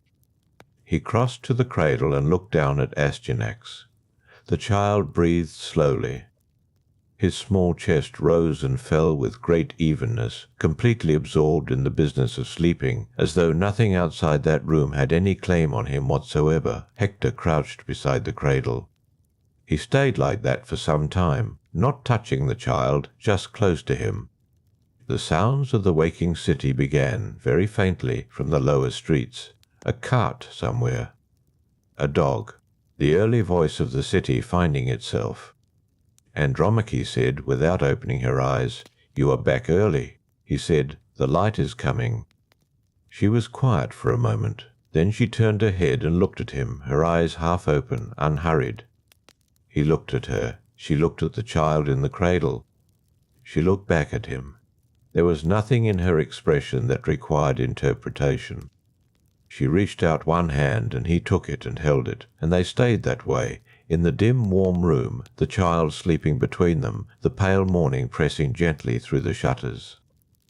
The city outside beginning, without urgency, to wake. The morning came slowly, as mornings do in early autumn, the light spreading across the plain in thin layers, pale gold and pale grey, neither one fully committing to itself. Hector sat at the edge of the bed and watched Andromache sleep a little longer. Then he rose and dressed and went back into the day. The days that followed passed in the way that days in a long war always pass, full of small necessary tasks, full of ordinary sounds. The forge working, the carts moving through the lower city, the children of Troy playing in the dusty lanes below the palace quarter, unconcerned with the distant camp and its fires on the plain. Life here had found its own rhythm against the walls, and it continued. He fought when there was fighting. He planned when there was planning. He walked the walls each morning before the city woke, placing his hand on the gate timber as he always did, feeling the grain of it. The old and the new wood pressed together, holding. And then came the morning when the Greek camp moved with a different quality of purpose. He had seen it from the walls at first light. Something in the arrangement of men below, something in the way the dust rose from the plain, not the loose settling dust of men in camp, but the harder, directed dust of men advancing. He had stood at the parapet and looked out at it for a long time. He came down from the walls and went to put on his armour. The thing about armour, he had always thought, is that the putting on of it clarifies everything. The decision is made in that moment. The straps are tightened, the helmet lifted, and whatever was unresolved before resolves itself without ceremony. He had known for some time that it would come to this. Achilles was back. He had known this for days. The camp had changed when Achilles returned to battle, the way a fire changes when someone opens a window near it. Everything moves differently, more directly, with more force. He had watched it from the walls and known what it meant. The Greeks were coming in strength now, and Achilles was at their head. He heard from somewhere in the palace quarter Andromache's voice. She was not calling to him. She was talking to Astyanax in the low, soothing register she used in the mornings, that particular patience mothers have with small children who are just waking and do not yet know where they are. He did not go back inside. The gate was pulled open, and he went out. He walked out through the Scaean gate and took a position on the plain before the walls. He could see them coming at a distance, a long line of Greeks, the sun already catching their armour, and ahead of them, moving faster than the rest, a single figure in remarkable bronze. The armour of Achilles was not like other armour. He had heard this, and now he saw it was simply true. It caught the light and gave it back intensified, as though the metal itself had something to say. The other Greeks held back. They spread out and watched from a distance. Achilles was alone when he stopped on the plain. They faced each other. A long, quiet moment, the dust settling around them, the walls of Troy behind Hector. The camp and the ships behind Achilles. Hector had intended to stand his ground. But when Achilles began to move toward him, something happened that he could not fully account for afterward, something that had nothing to do with the mind or with resolution, but with the body simply knowing what it was facing. He ran around the walls of Troy, along the base of the great circuit, past the towers and the escarpment, the walls rising up to his left, and the plain opening out to his right. He ran, and Achilles came after him. He was not slow. Achilles was simply faster, or the gods would not let the distance close, or both things were true at once, and the two of them circled the city 3 times like this, Hector ahead. Achilles behind, the walls going past in segments, the pale stone and the watchtowers, the places where the wall had been repaired after earlier bombardments, the sections of newer masonry running in lighter stripes through the old. He thought of the gate. He thought of going in. He did not go in. On the 4th circuit he stopped. He turned and faced Achilles and waited. There was a figure beside him. He had not seen it approach. He looked and saw his brother Deiphobus standing there, and something settled in him at the sight. 2 of us, he thought. Good. Deiphobus said nothing, but was present, standing just behind him, and Hector called out to Achilles as he approached. He said he would not run further. He said if Achilles killed him, his body should be returned to his family, and he asked Achilles to agree to this, man to man, before they began. Achilles said nothing of the kind. He said only that he would not make that promise. Then Achilles was close, and the spear was in Hector's hand, and he threw it. It struck the shield of Achilles cleanly and fell away. He turned for another spear, reaching back to where Deiphobus had been standing. There was no one there. The place where his brother had stood was empty air. Only the plain and the pale walls and the dust, and the understanding arriving quietly that Deiphobus had never been there at all. He understood this without words. He understood it the way you understand a door is locked before you try the handle. Achilles drove the spear into the gap at Hector's throat.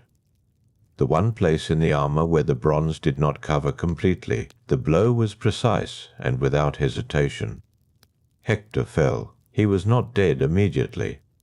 He lay on the plain beneath the walls of Troy and looked up at the sky, which was very blue and very still, and said to Achilles that his own death would come. He said Paris would find the heel. Achilles did not answer this. Hector closed his eyes. The city above him went on. He could not hear it from where he lay, but somewhere behind those walls Andromache was moving through the morning. And Astyanax was in his cradle with his fist curled under his chin, breathing with the deep evenness of a child who does not yet know that the world can be taken from you in a single afternoon. The plain was quiet. A long shadow stretched across the dust from the walls, reaching almost to where he lay, not quite reaching. The Greeks came and collected the body. Achilles bound it to his chariot with leather straps, the great bronze wheels already beginning to turn before the knots were fully set. And he drove back toward the camp along the shore. The dust rose behind the chariot in a long, pale curtain. The walls of Troy held that curtain in sight until it thinned and settled and was gone. What happened on the shore in the days that followed was not grief in any simple sense. It was something older than grief. It was grief finding its form. Achilles did not sleep. He moved through the camp in the hours before dawn, through the firelight and the dark spaces between the fires, and the men who saw him did not speak to him. They watched and were quiet and let him pass. There was nothing to say that was equal to what had happened, and the Greeks were practical enough to know this. Patroclus had lain on the shore in the shadow of the black-prowed ships, his body washed and anointed, wrapped in a fine linen cloth. He had been there since Achilles brought him back from the field, and Achilles had kept his vigil over him with a patience that was not patience at all, but something that had simply not yet found its way through. Thetis came to him in the night. She came out of the sea, rising from the dark water with the quiet purposefulness of a mother who has been watching and waiting and knows when the moment has arrived. She sat beside her son in the dark and did not try to comfort him with words that would have been inadequate. She simply sat. After a long time she told him that Patroclus must be buried. She told him that the funeral must be done properly, with all the ceremony the man deserved. Achilles listened. He did not argue. He understood that this was the thing required of him now. The pyre was built on the shore the next morning. The Greeks worked through the early hours, carrying timber down from the wooded slopes. They cut and stacked and built the great platform of logs, layer upon layer, until it rose higher than a man, higher than two men, until it stood against the pale grey sky like something that had always been there and had only now been noticed. Achilles had shorn his hair. He had cut it at the waterline and held it in his hands, and then laid it on Patroclus's chest. He stood at the edge of the pyre for a long time before the torches were brought. Around him the Greek host stood in silence, rank upon rank, the men he had fought beside and against, the men who had feared him and honoured him and kept their distance from his brightness. They were all present. He touched the torch himself. He did not ask another man to do it. The wood caught in the lower levels first, then the flame climbed. It climbed steadily without hurry, finding the dry timber and taking hold of it, and when it reached the upper levels it rose with a sound like a long, slow breath released. The smoke went up straight into the still morning air, a column of grey and white against the pale sky. The Greeks watched. Achilles watched. The fire burned through the morning and into the middle of the day. It was still burning when the light began to shift toward afternoon, the beach gold and the smoke darker now. The column no longer straight, but bending slightly inland with the soft turning of the sea wind. When at last the pyre had spent itself and the embers cooled toward evening, Achilles gathered the bones of Patroclus with his own hands. He placed them in a golden urn. He sealed the urn with a cloth of white linen. He set it where the pyre had been, within the boundary of the freshly raised mound. And the mound was smoothed by the hands of the soldiers who had come forward without being asked. The mound stood on the shore of the sea within sight of the walls of Troy. Then Achilles rose from his knees, and he called the games. There were those who had not expected this. They had expected more silence, more withdrawal, the return of that solitary dark figure moving through the fires at night. What they saw instead was something different. Achilles stood before them in the low afternoon light and offered prizes from his ships, bronze tripods and golden cups, and horses and mules and cattle, women skilled in fine work, and ingots of iron, and he called his men to compete for them. The games began. The chariot race came first. Diomedes drove his horses hard around the distant turning marker and came back at a pace that made the watching men lean forward without meaning to. Antilochus drove close behind him, a young man with good hands and the kind of easy boldness that looks like recklessness until the result comes in. Menelaus drove with the steadiness of a man who has been a long time at war and knows the difference between effort and panic. There were quarrels over the result, as there always are, and Achilles adjudicated with a fairness that surprised no one who understood him, and surprised everyone who had only feared him. After the chariots came the boxing. Epeius was large and open about his own ability in a way that amused the watchers. He stood in the flat open space before the ships and announced what he intended to do, and then did very nearly all of it. His opponent lasted with dignity for a short time, and was then helped to sit down in the shade. Wrestling came next. Ajax and Odysseus contested it with that particular quality of struggle that is more like weather than like fighting, long and slow and grinding. Each man impossibly balanced against the other, the crowd watching in silence as nothing seemed to change, and everything was changing. They went to a draw. Neither man was dissatisfied, neither man was satisfied either. There was a foot race, and a fight in armour, and an archery contest in which Meriones shot last and struck best, and a javelin throw that was decided without fully being contested when Agamemnon stepped forward and Achilles awarded him the prize directly, with a quiet courtesy that acknowledged what rank demanded without making theatre of it. Through all of this, Achilles moved among his men with a steadiness that had not been there before. Not ease, exactly, not peace, but something with more weight to it than either of those words suggests. He gave the prizes with both hands, the way you give something when you mean the giving. He called men by name. He listened when they argued, and decided when deciding was required, and let the rest alone when letting alone was sufficient. The day was long. The shadows moved across the shore, and the light went from gold to amber, and the sea changed colour as it does in the late afternoon, deepening toward that particular shade of blue that belongs to the hours before dark. When the last contest was done, and the last prize distributed, the men drifted away in ones and twos toward their fires and their suppers, and the shore gradually emptied. The mound of Patroclus was still visible in the half-light, the fresh earth pale against the darker sand. Achilles stood beside it for a time. He placed one hand on the surface of the mound. The earth was cool and slightly damp, the way disturbed ground always is when it has been newly turned. He did not speak. There was nothing that needed saying. Above the camp, the sky had moved from blue to the deep clear dark of early evening, the first few points of light just appearing, and the sea lay flat and quiet, the sound of it low and continuous against the shore. He stood there until the cold came into his fingers from the earth of the mound, and then he lifted his hand and walked back toward the ships. The camp was quieter than usual. Not silent, but the sounds that came through the dark were ordinary ones, a fire crackling, someone hammering something flat, the low voices of men finishing their meals, the kind of voices that belong to evenings when nothing more is asked of anyone. Achilles walked among these sounds, and they did not feel foreign to him. He ate something when food was brought. He could not have said afterward what it was.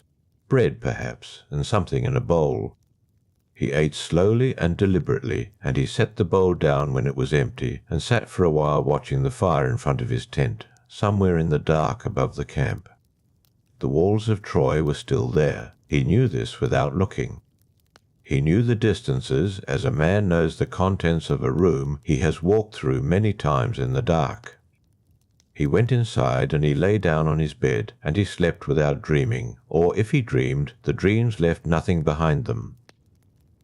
3 days passed. On the third night, when the camp had settled into its particular quiet, and only the watchfires were burning and the sentries were walking their slow paths at the edge of the darkness, a figure came through the lines. He was old, he came on foot. He had come a long way.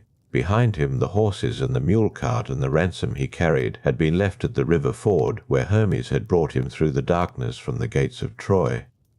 The god had been with him, though the old man could not now have said exactly what form the presence had taken, a warmth at his side, a confidence in his feet that should not have been there, a man of his age walking through enemy lines in the deep of night. He had not been stopped.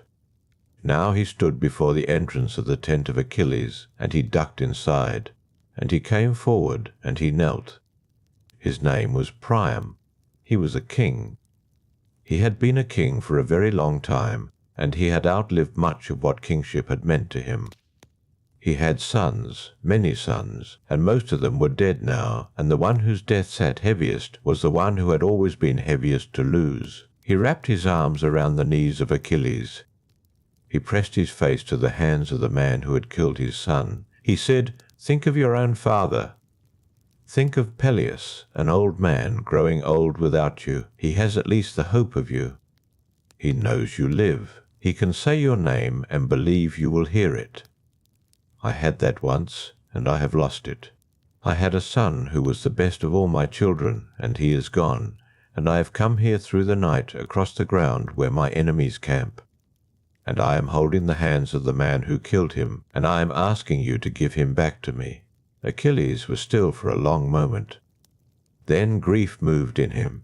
It moved the way grief moves when it is old enough to recognize itself in another person, when you look at someone else's loss and see the outline of your own. He thought of Peleus, an old man at home in Phthia, waiting for a son who would not return. He thought of Patroclus. He thought of the mound on the shore, the cool earth, the sealed urn inside it. He took Priam's hands gently in his own, and he drew him upright. He guided the old man to a chair, and he had food brought, and he said, "Sit, eat. We will mourn together, if you can bear it, and in the morning I will give you Hector." Priam ate. Achilles ate beside him. They did not speak much. What there was between them was not comfort exactly, it was recognition.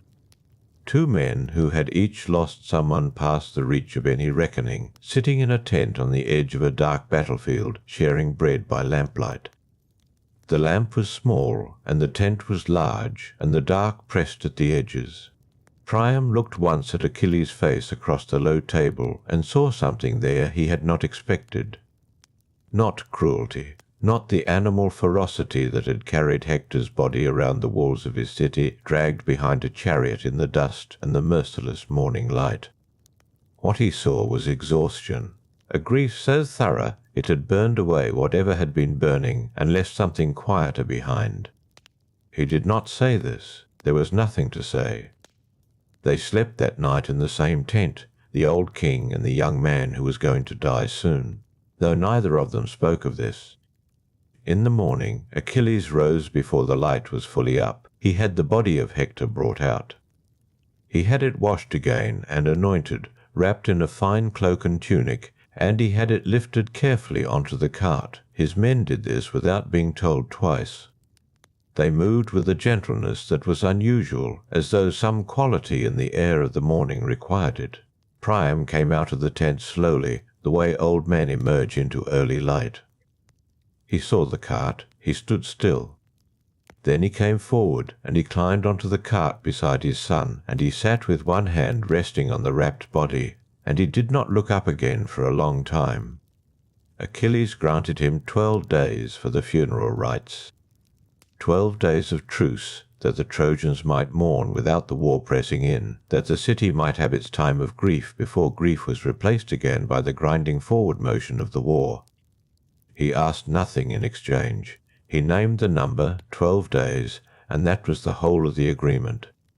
He watched the cart go. He watched it move away through the grey early light, growing smaller against the open ground between the camps, and then smaller still, and then arriving. Finally, at the distant shadow of the Scaean gate, which opened to receive it and then closed again, the walls of Troy were pale in the early morning. The gate was shut. Behind him, the mound of Patroclus stood on the shore. Before him, the walls of the city that had cost them all this. A gull crossed the sky between him and the walls, moving without effort on the morning air, and was gone. Achilles turned back towards the camp. The fires were being stirred back to life, the ordinary sounds of morning beginning again, and the sea behind the ships was flat and very bright in the low sun, the light off it almost too much to look at directly. He walked back into the camp. The day was beginning. He let it begin. The 12 days passed quietly. Troy was not visible from inside the camp, not exactly, but Achilles knew where it stood, the way a man knows the location of a wound without needing to look at it. He went about the days without urgency. He ate. He spoke when spoken to. He walked the shoreline in the evenings and watched the light leave the water, and the water go from gold to grey to the flat black of full dark. The truce held. No arrows came from the walls.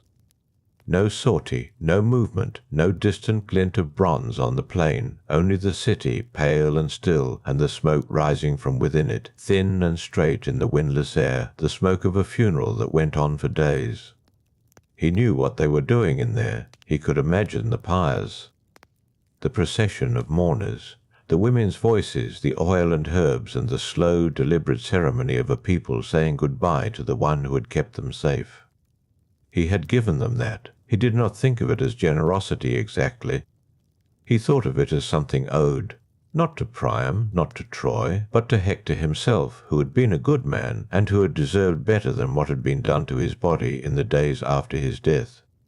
He did not linger on those days. There was no use in it. On the 5th day of the truce, when the smoke from Troy was still rising, Penthesilea arrived. She came from the south, out of the dust and the long distances, with a company of women behind her, armed and horsed, their armour catching the afternoon light in ways that made the Greek sentries stop and stare. She was a queen of the Amazons. Her name was already known in the camp before she reached the Scaean gate. Word travelled fast, even during a truce, especially about things that surprised people. She had come to fight for Troy. Achilles heard about her arrival the same evening. He was sitting outside his tent in the cooling air when one of his myrmidons came to tell him. He listened. He did not say much. He looked out at the plain and thought about what it meant, that warriors were still coming to Troy even now.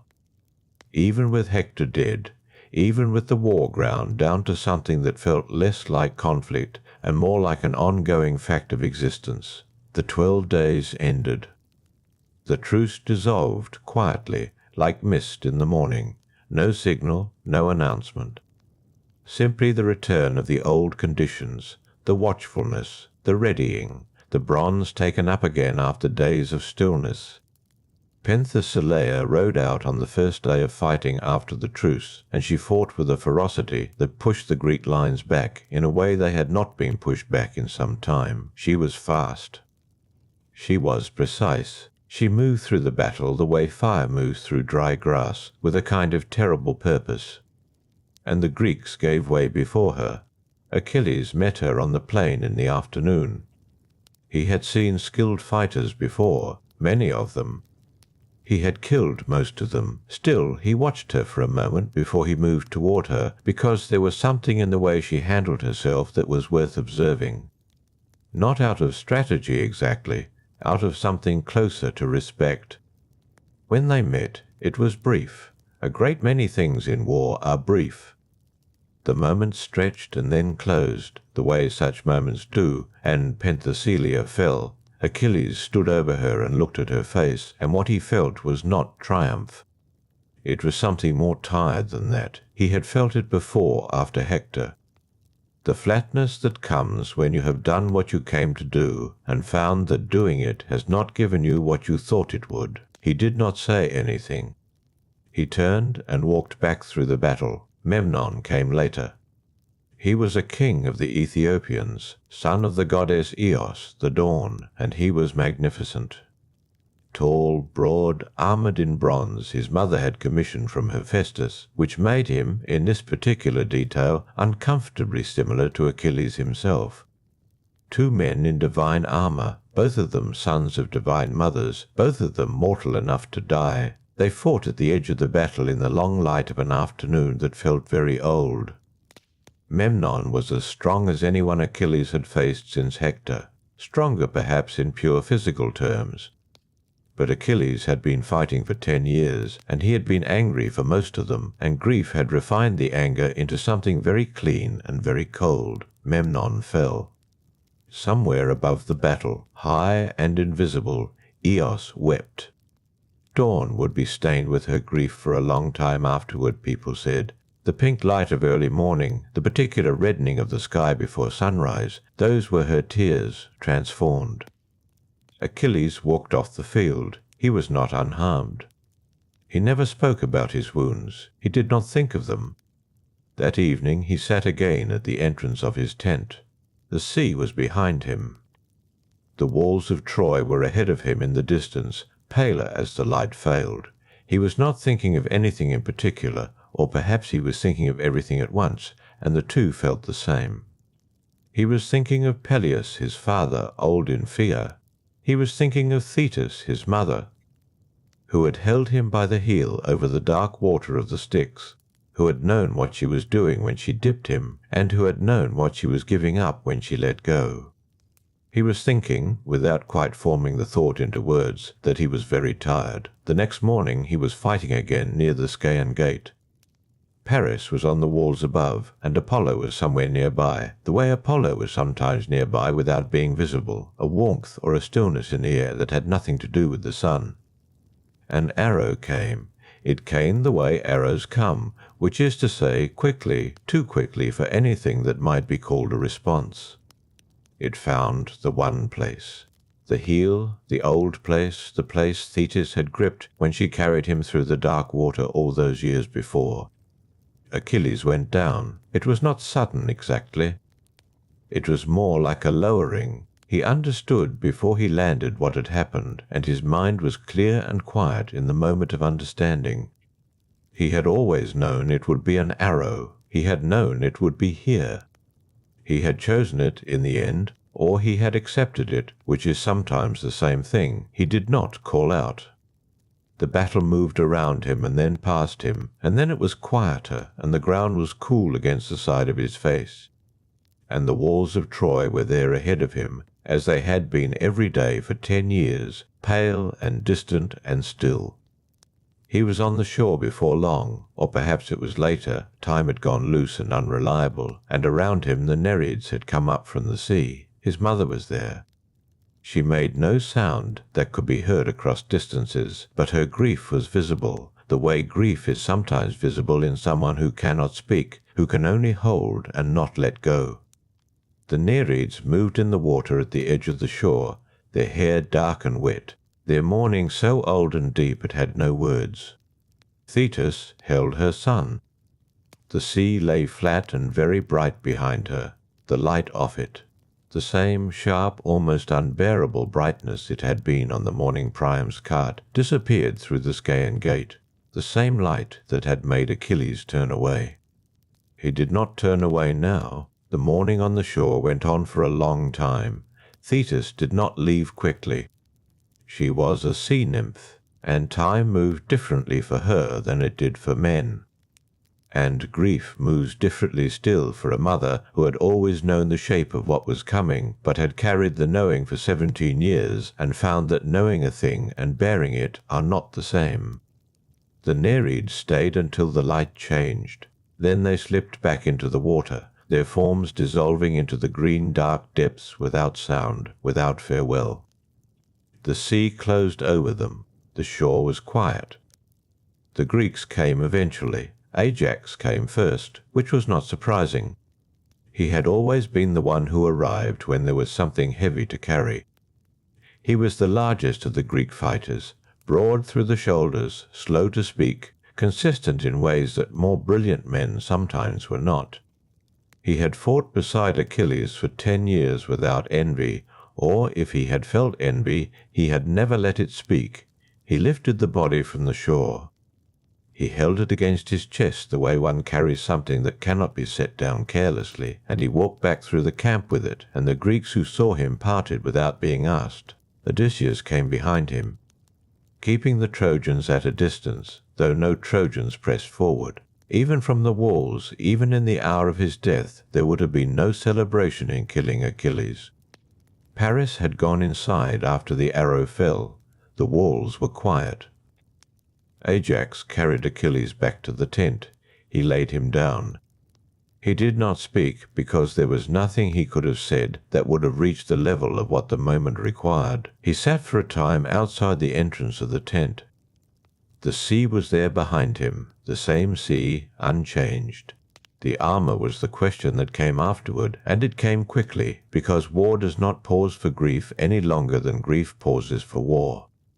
The divine armor, the helmet, the breastplate, the greaves, the great shield Hephaestus had made for him, that extraordinary object with its ring upon ring of hammered imagery, had been stripped from Patroclus when Hector killed him, and Achilles had gone into battle without it until Thetis had the new set forged.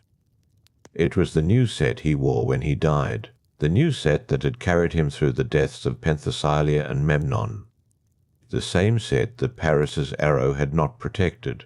Divine armor cannot protect a mortal heel. That was the particular irony of it. The Greeks assembled to discuss who should receive the armor. It was not a small question. The armor of Achilles was not ordinary bronze. It carried the work of a god's hands in every surface. Wearing it meant something. Claiming it meant something more. Two men put forward their claims. Ajax and Odysseus.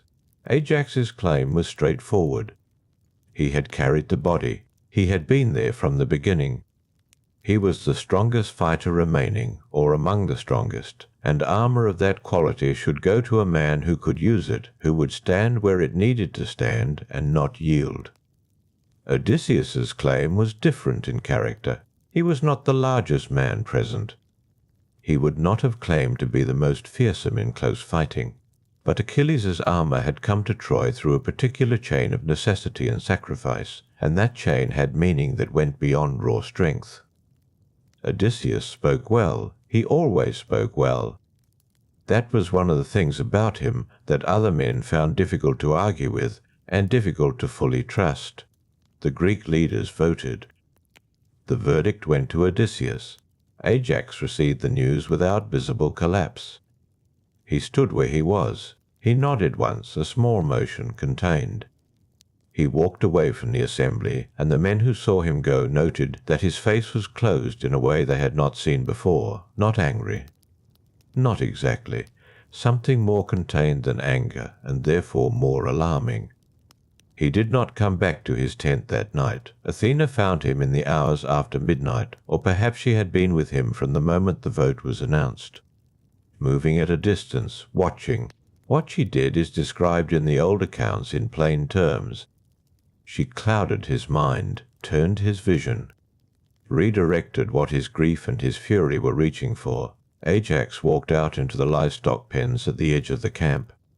He believed, in those dark hours, that he was among the men who had wronged him. He believed Odysseus was there, and Agamemnon, and the others who had voted and turned away. His sword moved. He was very strong and very thorough, and he did not stop until what he believed he had done was done. Dawn came. The light returned. That same light that came every morning, now carrying Eos's old grief in its colour, the pink-red reddening of the sky before the sun fully cleared the horizon. Ajax stood in the pen with the sword in his hand and saw what was around him, and what was around him was not what he had believed it to be. It was very quiet. He stood for a long time. The animals were still. The light grew. He looked at his hands, and then he looked at the ground, and the specific nature of what he had done became completely, irreversibly clear to him. Ajax. son of Telamon, king of Salamis, had been at Troy for 10 years. He had held the line when others broke. He had carried Achilles from the shore. He had never asked for more than what was owed to a man who does the work. He sat down in the pen. He set the sword point first in the earth. He looked at it for a moment. Then he fell forward onto it. The Greeks found him when the camp woke. Word moved through the tents, the way bad news moves, which is to say, silently, reaching each man before any voice arrived to confirm it. Some stood in the door of their tents and looked toward where Ajax's tent was. Some did not go to look. Odysseus went. He stood at the edge of what he saw, and he did not speak for a long time. Later, when asked about it, he gave measured answers about duty and necessity and what the vote had meant. He was good at measured answers, but the men around him, the ones who had been at Troy long enough to read faces, saw something in him that the measured answers did not quite cover. He had not wanted this. He had wanted the armor, and he had wanted it genuinely and without apology, but this was not what winning had meant to him. This was not the shape he had imagined the aftermath taking. Ajax was dead, and the armor sat in Odysseus's tent, and the two facts occupied the same morning and would not be separated. The camp was quieter than it had been in days. The sea moved against the shore. The walls of Troy were pale in the distance, still standing, still unbroken, the thin line of smoke from the city rising straight up into an air that held no wind. There were fewer great men now than there had been, fewer than there had been a month ago, fewer than at the war's beginning, when the fleet had stretched from horizon to horizon, and the shore was loud with voices. The shore was not loud now. Odysseus buried Ajax on the shore at Rhoeteum, on a headland that looked out over the water. The grave was marked simply. No games were held. There was no great pyre lit against the sky, no procession of men carrying offerings. Ajax had died in a livestock pen by his own hand, and the manner of it sat heavily over everything that followed, making ceremony feel like something that did not fit the shape of what had happened. The men who had known him longest stood at the grave in silence. Some of them had served under him for all 10 years. They had seen him in the front of lines that should have broken. They had seen him hold ground that no man of ordinary size could have held. They stood at the grave, and then they walked back to the camp, and the camp received them without fanfare. Odysseus did not speak at the burial. He was present. He stood where a man should stand when another man is put in the earth. He looked at the grave mound, and then he looked at the sea, and then he walked back alone. The armor stayed in his tent. He had not put it on. He had not touched it since the morning he stood at the edge of the livestock pen. It sat against the wall of the tent in the way that objects sit when they have become difficult. The helmet's plume was undisturbed. The great shield leaned against the fabric. The greaves were paired. Everything as it was when the vote was cast, when it had still meant something straightforward. Now it meant what it meant, which was harder to name. Days passed. Troy stood. The walls were the same pale stone they had been for 10 years. The gates remained closed. The Trojans moved along their high ramparts in the early morning, small figures against a distant sky, and the Greeks watched them from the shore, and the watching was like something grown from habit rather than purpose. Calchas, the seer, came to Agamemnon with a pronouncement. He did this from time to time, arriving at the king's tent with his staff and his careful expressions, carrying news from the gods that the gods themselves did not choose to deliver directly. Troy would not fall by strength of arms alone. Not as things stood, not with what the Greeks had now. There were conditions, there were always conditions. 2 things were required, Calchas said. The bow of Heracles, which had been left with Philoctetes on the island of Lemnos, abandoned there years ago when his wound had made him unbearable to keep, and Neoptolemus, the son of Achilles, who had not yet come to Troy. Agamemnon received this news without expression. Odysseus received it differently. He sat with it, turned it in his mind the way he turned all things, Philoctetes had been left on Lemnos with a festering foot and no food and no company, and the Greeks had done the leaving. That was the plain fact of it. Convincing him to return, to give his bow to the people who had abandoned him on a rock for 9 years, would require either a god's intervention or a particular kind of argument. Odysseus was sent to retrieve both. He went to Scyros first, to the court of King Lycomedes, where Achilles had once hidden dressed as a girl before the war claimed him. The boy Neoptolemus was there, grown now to something that made men stop when he entered a room. He had his father's height, his father's directness. He came back to Troy without argument, without conditions, as though he had been waiting for someone to come and ask. The matter of Philoctetes was more complicated. He was found on Lemnos as Odysseus had expected to find him. Thin, watchful. The wound on his foot still open, still terrible, still the wound it had always been. He knew Odysseus by sight. He had 10 years of solitude and pain to give his feelings about that recognition a particular sharpness. What happened on Lemnos is its own story, told in fragments. There was persuasion. There was difficulty. Heracles appeared, or his image appeared, or the memory of Heracles moved through the moment in a way that shifted what Philoctetes was willing to do. He came. He brought the bow. His wound was healed at Troy by the physician Machaon, or by Machaon's brother Podalirius. The accounts vary, but the healing happened. So the pieces moved into place. Neoptolemus was at Troy. Philoctetes and his bow were at Troy. The conditions the seer had named were met, and Troy was still standing. And the war was still the war it had been. Then Odysseus went to sit with a particular problem that had been sitting at the back of his thinking for some time. The walls could not be broken. 10 years had confirmed this. No man living could take Troy from the outside.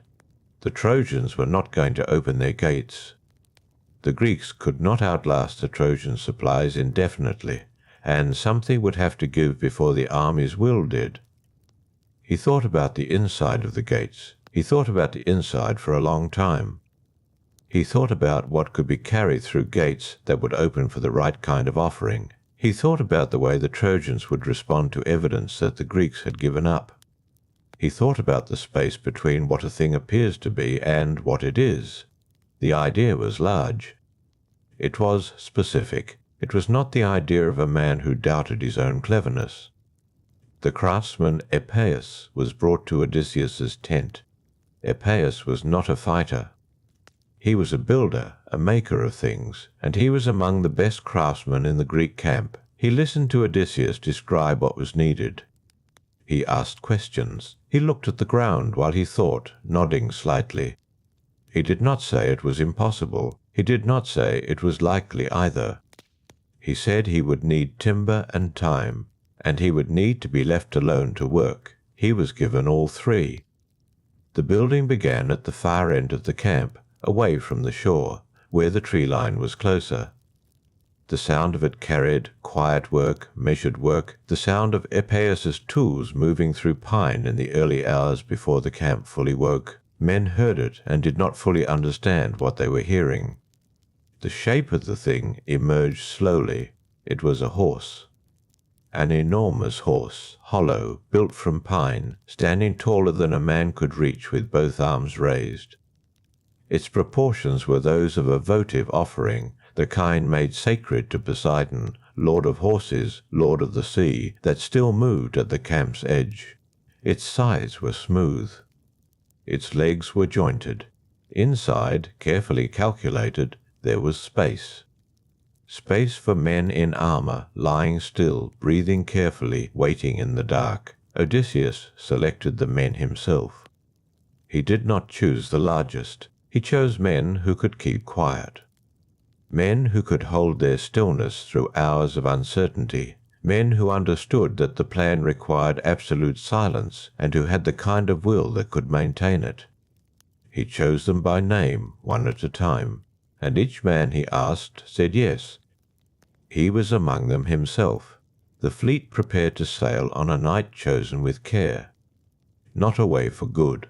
around the headland to Tenedos, the nearby island, where they would anchor in the dark and wait. From Troy's walls, if anyone looked, the shore would be empty, the ships gone, the fires cold, the Greeks apparently done. One man was left behind. His name was Sinon. He was a relative of Odysseus, chosen for this too. He knew what he was to say. He knew how to say it. He had the kind of face that would be believed, or that could be believed, which in the end amounted to the same thing. He stood in the empty camp as the fleet pulled away. He watched the fires die down around him. He stood alone with the enormous wooden horse in the dark, and the sound of the sea moving against the shore behind him, unchanged, as it had been every night of the war that was now. Finally, approaching something it had been approaching for 10 years, morning came to the shore, the way it always came to that shore, slowly, with the light arriving first in the water and then in the sky above the Trojan walls, and the Trojan sentries on the ramparts were the first to see that something had changed. The camp was empty. The fires were cold. The tents were gone. The lines of ships that had been pulled up along the shore for 10 years, so familiar that the sentries had long since stopped counting them, were gone. The shore was open and bare in the early light, just pale sand and dark stones, and the marks that keels leave when they are dragged out of the way of the tides. And the horse. The horse stood at the centre of where the camp had been, enormous in the morning light, its pine sides pale against the sea behind it. It was facing the walls. Its head was raised. It stood with the stillness of a thing made from wood rather than breath, and yet the sentries on the walls looked at it for a long time before any of them moved.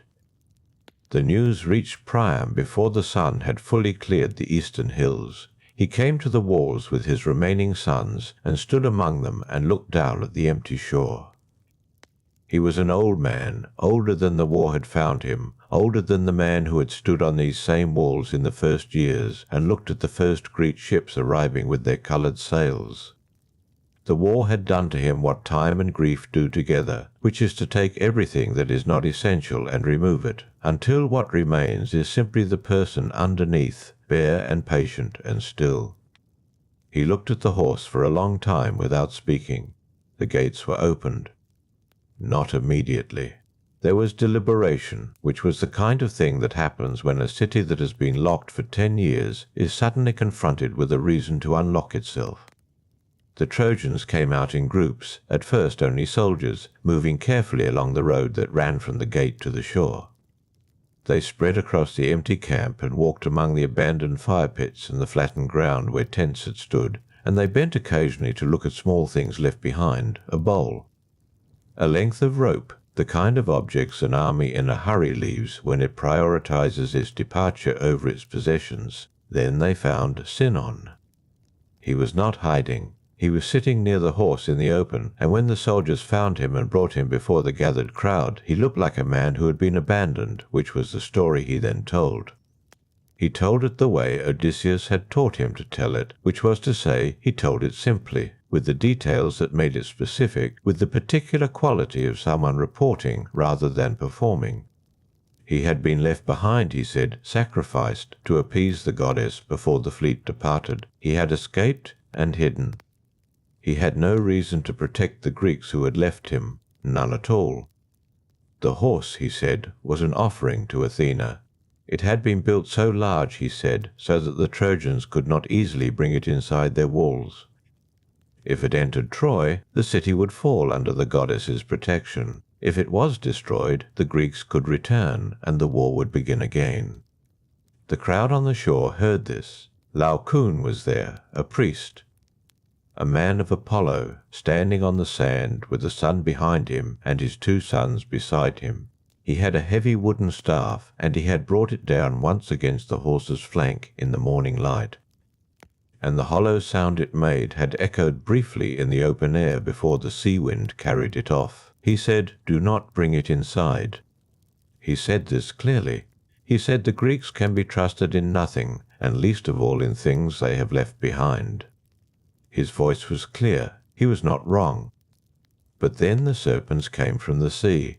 They came from the water in the direction of Tenedos, 2 of them, enormous, moving along the surface with their necks raised, crossing the shore and reaching Laocoon and his sons in the crowd before anyone near them could do anything that would have helped. The sons died. Laocoon died. The serpents withdrew to the sanctuary of Athena's temple on the citadel and were not seen again. The crowd on the shore stood in silence. The meaning was interpreted in the way that such signs are always interpreted, which is to say, the meaning available to desire was the one that was found. Laocoon had doubted the horse. Laocoon had struck it. The goddess had answered. The horse was brought inside. The walls of Troy had stood for 10 years, and the gate had been designed to admit armies on foot, not enormous wooden offerings on rollers. And so a section of the wall beside the gate had to be removed. The stones were taken down carefully and laid to the side. The horse was moved through on rollers cut from the camp's remaining timber, moved through by many hands. Moving slowly, the great pine structure passing through the gap in the walls that Troy had never before offered to anything. Cassandra was at the gates. She had been at the gates before. She had been at the gates when Paris came home from Sparta, and she had said what she had to say then, and she had been at the gates every time there was something to say that no one would hear. She stood in the gateway with her dark hair loose and her hands at her sides, and she said, "The city is burning, the city is dead, do not bring it through." Her voice was steady. She was not performing distress. She was simply describing what she could see, which was not what was in front of her eyes, but what would follow from what was in front of her eyes, which is a different kind of seeing, and one that the Trojans had decided long ago they were not equipped to act upon. The horse moved through the gate. The gap in the wall was refilled. The stones were set back into place with something that felt, in the city's mood, like hope, like a final sealing of what had been dangerous and open. The horse was brought to the broad space before the temple of Athena and left there, wreathed with garlands, as offerings to gods are left. The city celebrated that night. The celebration was real. It was not the performance of relief, but the thing itself. A city that had been locked and frightened and grieving for 10 years, suddenly given the evidence that the siege was over, that the Greeks were gone, that the war had ended without the city's fall. Wine was brought out. Torches were lit. The sound of it carried up to the citadel and into the night, and in the broad space before the temple, the garlands on the horse moved slightly in the night air that moved through the streets. The last torches were put out before midnight. The city settled into the particular quiet of exhaustion following celebration, which is a deeper quiet than ordinary sleep. The quiet of people who have let down a 10-year wait and have not yet had time to understand what that feels like without it. The horse stood in the dark. Inside it, in the space that Epius had calculated, the men lay still in their armor and listened to the city go silent around them. The pine was warm from the day's sun and from the proximity of many bodies in a confined space. The smell of resin was present in the dark, sharp and clean. Nothing moved. They breathed with the deliberate care of men who have been doing this for hours and know there is more still to be done. Odysseus listened to the silence. He waited for the depth of it, the particular quality of silence that belongs to the hours past midnight, when even the dogs have settled and the last light has been extinguished and the city has given itself entirely to sleep. He waited for that silence, and he found it, and he moved, and the others moved with him. One at a time, easing out through the panel Epeius had built into the horse's side, lowering themselves to the stone with the practiced quiet of men who have long since learned that the space between success and ruin is the sound a sandal makes on paving. They came down in the dark. Neoptolemus was among them. The fire was small at first. A door, somewhere in the lower city, a signal for the fleet that was waiting at Tenedos. The fleet saw it across the water, and the oars went out. Troy burned the way great cities burn, not all at once. Not from a single source, but spreading through its streets and timber and stored goods, the way fire always spreads when given a night and a dry summer's accumulation, and enough confusion to prevent the organized response that might have slowed it. The sounds of it moved through the streets ahead of the flames themselves, voices, running, the sound of fighting at gates being forced from inside. The Greeks from the ships were through the opened gates before dawn. What followed was the sack, and it was the kind of thing that happens when an army that has waited 10 years is finally inside the walls it has been looking at for 10 years. It was thorough. It was merciless in the way that the sack of cities is merciless, not with deliberate cruelty in every instance, but with the momentum of collapse which does not stop to make distinctions. Neoptolemus went to the palace. He knew where he was going. He was Achilles' son, and Troy was the city that his father had spent 10 years fighting and died before entering. There was in him the quality that Achilles had possessed, which was the quality of moving toward what needed to be done without the hesitation that softens such movements. He moved through the burning palace with the sword his father had made famous. Priam was at the altar of Zeus. He had come there the way old men come to the places they trust when trust has been reduced to a single remaining thing. The altar of Zeus Hector stood in the palace courtyard, the family altar, the oldest sanctuary of the household. He had come there when there was nowhere else to come, and he was there when Neoptolemus found him. Priam died at the altar. Neoptolemus carried out what he carried out. What was done there, at the altar stone in the courtyard of the palace of Troy, beneath the sky that was orange with the city's fire, was an act that violated the sanctuary. And the gods who watched noted the violation in the particular way that gods note such things, which is to say slowly, and with interest in how the accounting would eventually resolve. Cassandra was found in the temple of Athena, where she had gone for sanctuary, and where she sat against the base of the goddess's statue with her hands folded and her dark eyes open. She was taken by Agamemnon's men without violence. She came without resistance, which was not calm, but the absence of surprise. She had seen this. She had described it on the walls. She had known the specific shape of this moment for years. She was bound and taken to the Greek ships as part of Agamemnon's share of the spoils. Andromache was found in the upper rooms of the palace, where she had gone with Astyanax when the sounds of the horse's emergence reached the higher floors. She held the boy in the way mothers hold children when there is no appropriate action available, which is tightly and without being able to change anything. Her husband had been dead for months, killed by Achilles outside the walls where she had watched from the ramparts, and the grief of that had been a constant companion through everything that followed. What happened to Astyanax was decided by the Greek commanders with the particular calculation that those in command of such moments use, which is to say, they considered what a son of Hector would mean to a future Troy, and they made the decision that strategy recommended, and the decision was carried out. It is the part of the story that is told flatly when it is told, because there is no way to ornament it. Andromache was taken as a slave.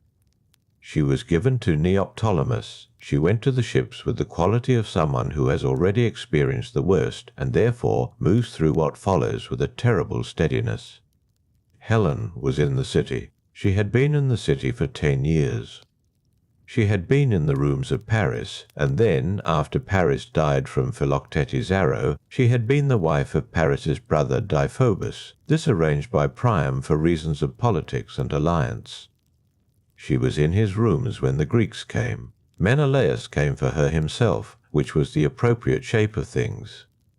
A war that had started with her departure ending with her husband walking through a burning palace to find her. He came with his sword. The sword was drawn. He came with the specific intention that a man carries after 10 years of war fought in his name. And the sword was drawn, and the intention was clear, and Menelaus moved through the rooms of Deiphobus with the weight of 10 years behind each step, and then he found her.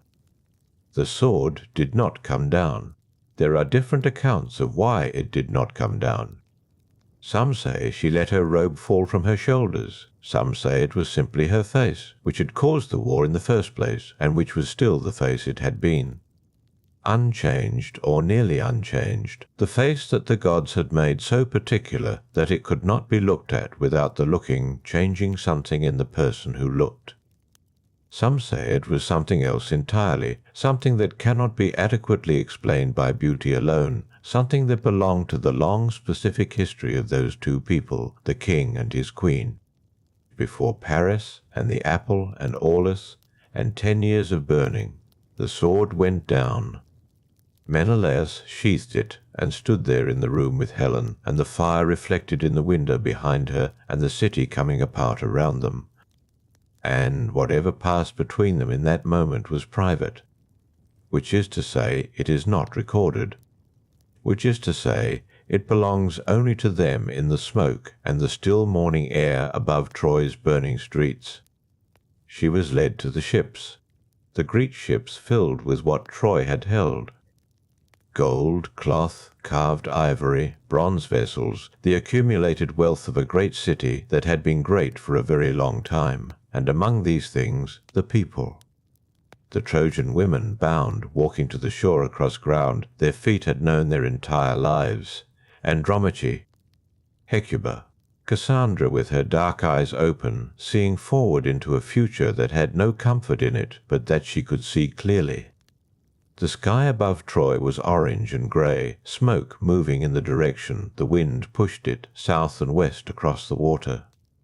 The city behind the walls, the city that had refused to fall for 10 years, the city of Priam and Hector and 50 sons and the highest walls in the Aegean world, was falling now, street by street, roof by roof, the timbers that had stood since before the war, catching the fire and holding it and passing it on. By the time the sun was fully up, the walls still stood. The walls of Troy were built by gods, and they did not burn. They would stand for years afterward, pale and roofless, surrounding the ruin of what had been inside them, a set of walls with nothing left to contain. Travellers would come to look at them later, in other ages, and understand them as the remainder of something enormous that had passed. The walls held the shape of the city the way a riverbed holds the shape of the water after the water has gone. Sinon walked to the ships with the others. He had done what he had been asked to do. He had stood on the shore in the cold before dawn and told a story and been believed, and the story had been the mechanism that opened everything else. He walked through the gate and across the shore that he had stood on alone through the long dark, and he went aboard a ship and sat and looked back at the smoke rising from behind the walls. Odysseus was the last of his men to board. He stood on the shore for a moment. The sand under his feet was the same sand that had been under his feet for 10 years, the same particular mixture of pale and grey that was specific to this stretch of Aegean coast. He had walked it 10,000 mornings. He had watched the sun come up from this shore more times than could be counted. He had sat on it and stood on it and looked at the walls from it and thought about the inside of the gates from it. He looked at Troy. The walls were still pale in the morning light above the smoke. The fire was inside them, behind them, contained by them, even as it consumed everything they had been built to protect. Through the gate, which still stood with its massive timbers intact, the orange light of the burning was visible, pulsing slowly against the stones. He picked up a small stone from the shore. A smooth one, sea-worn, the kind the beach was made of. He held it for a moment, feeling its weight, its specific smoothness in his palm. Then he set it down in the sand, precisely, upright, and walked to the ships. The oars went out. The oars moved through water that was still dark in the west and pale in the east, and the ships of the Greeks pulled away from the shore in a long, slow line. The coast of Troy grew smaller behind them, not quickly. The ships were heavy with what they carried, and the wind was light. And the men at the oars pulled steadily without urgency, the way men row when they are tired down to the centre of themselves and have nowhere pressing to be. Troy shrank in the manner of all things seen from water, growing more whole as it receded, so that what had been a burning city became, with distance, simply a place on a coastline with smoke above it, pale walls catching the early sun. Odysseus sat at the stern and watched it go. He did not look away until the walls were a pale line on the horizon, and the smoke was merely a smudge above them, grey against the brightening sky. Then he turned and looked at the water ahead, which was wide and open and moving with a low, even swell. The sea was calm that morning. It would not remain calm for long, not for him. He did not know that yet, or perhaps he did know it and set the knowledge aside, the way a man sets aside what he cannot yet carry. The water was bronze in the low light, and the oars lifted and fell, and the ships moved west and south away from the smoke.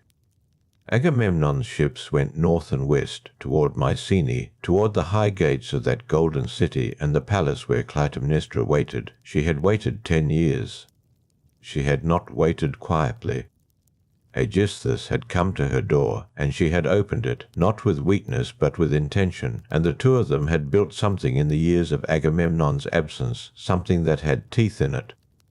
The king arrived home with his ships and his prizes, and Cassandra among them, still seeing forward, still speaking into the air around her with steady dark eyes, still unheard. The palace received him. What happened there happened quickly, as such things tend to do when they have been prepared over many years. The bath drawn, the net thrown, the blades that Clytemnestra had kept sharp through 10 years of waiting. The great king of Mycenae, who had stood at the head of 1,000 ships, who had watched Troy burn from its shore, died in his own halls with the smoke of Troy still on his clothes. Cassandra had known. She had said so. She was not surprised. She died too in the palace of Mycenae, still seeing forward. Her last moments already known to her, the gift that was a wound opened and opened again without ever healing. What Clytemnestra had done to Agamemnon would in time be done to Clytemnestra. Her son Orestes would return. Her daughter Electra would wait for him.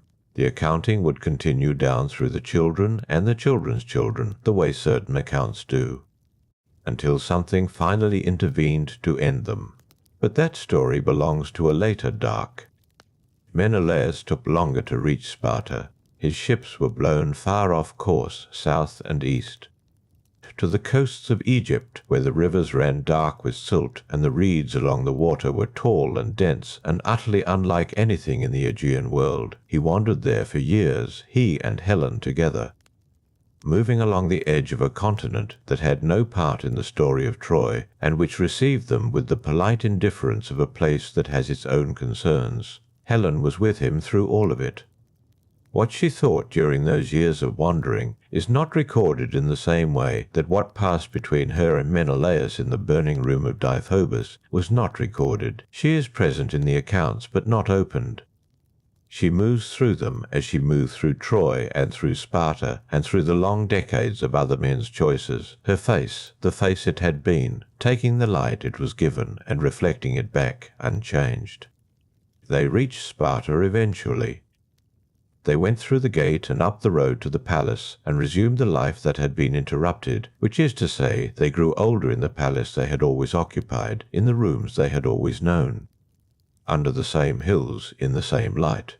What that resumption felt like from the inside is one of the things that the myths leave unrecorded. Odysseus did not reach Ithaca for 10 more years. The sea that had been calm on the morning he left Troy had its own plans for him. Poseidon, who held grudges the way the deep water holds cold, did not let him go easily. There were islands. There were monsters and enchantresses, and the temptation of forgetting, and the sharp animal pull of home that kept him moving through all of it. His men died one by one on various shores until he was the only one left. He reached Ithaca alone. Penelope was there, and the house, and his son grown to manhood, and a long and complicated reckoning waiting for him at his own table. He managed it. He was Odysseus, who had managed the wooden horse and 10 years of Troy and 10 years of ocean, and he managed the reckoning at his table too, though not without considerable additional violence. He sat in his own hall eventually, with the house quiet, his wife beside him. The wine his own wine, from his own vines, on his own island. with the particular smell of Ithaca's evening air coming through the open window and the sea sound underneath it, specific to this coast and no other coast in the world. Troy was a ruin somewhere to the east. The walls still standing, the stones that had been laid aside to let the horse pass still lying where they had been placed, scattered now perhaps, some fallen but still there. The keel drag marks on the shore would be gone, smoothed away by winter storms and 10 years of tide, but the walls remained, pale and open to the sky. Other people would come to those walls in other centuries. They would walk along the base of them and put their hands against the old stone and look up at where the towers had been and try to understand what had happened here, the scale of what had been assembled and spent, the years, the ships, the individual human lives that had moved through this place and been changed by it or ended by it. This tale has been told countless times, yet each telling reveals something new. Maybe that is the gift of myth, not answers, but better questions. The ones that do not resolve, that keep opening when pressed, that ask what it costs to begin something and whether the beginning is ever fully separate from the end. If you made it to the end of this telling, thank you. Take a moment to like and subscribe if these stories have become part of your nights, and leave something in the comments, a word, a note that you stayed. It always means something to know who was here. The stone that Odysseus had set upright on the shore was still there on the morning after he left. It stood in the pale sand at the waterline, a small and smooth and specific thing, sea-worn, the kind the beach was made of, pointing upward at nothing in particular. The tide came in with the afternoon. It covered the stone. When it went back out, the stone was still there, tilted slightly now, still standing, catching the last of the day's light on its one smooth face,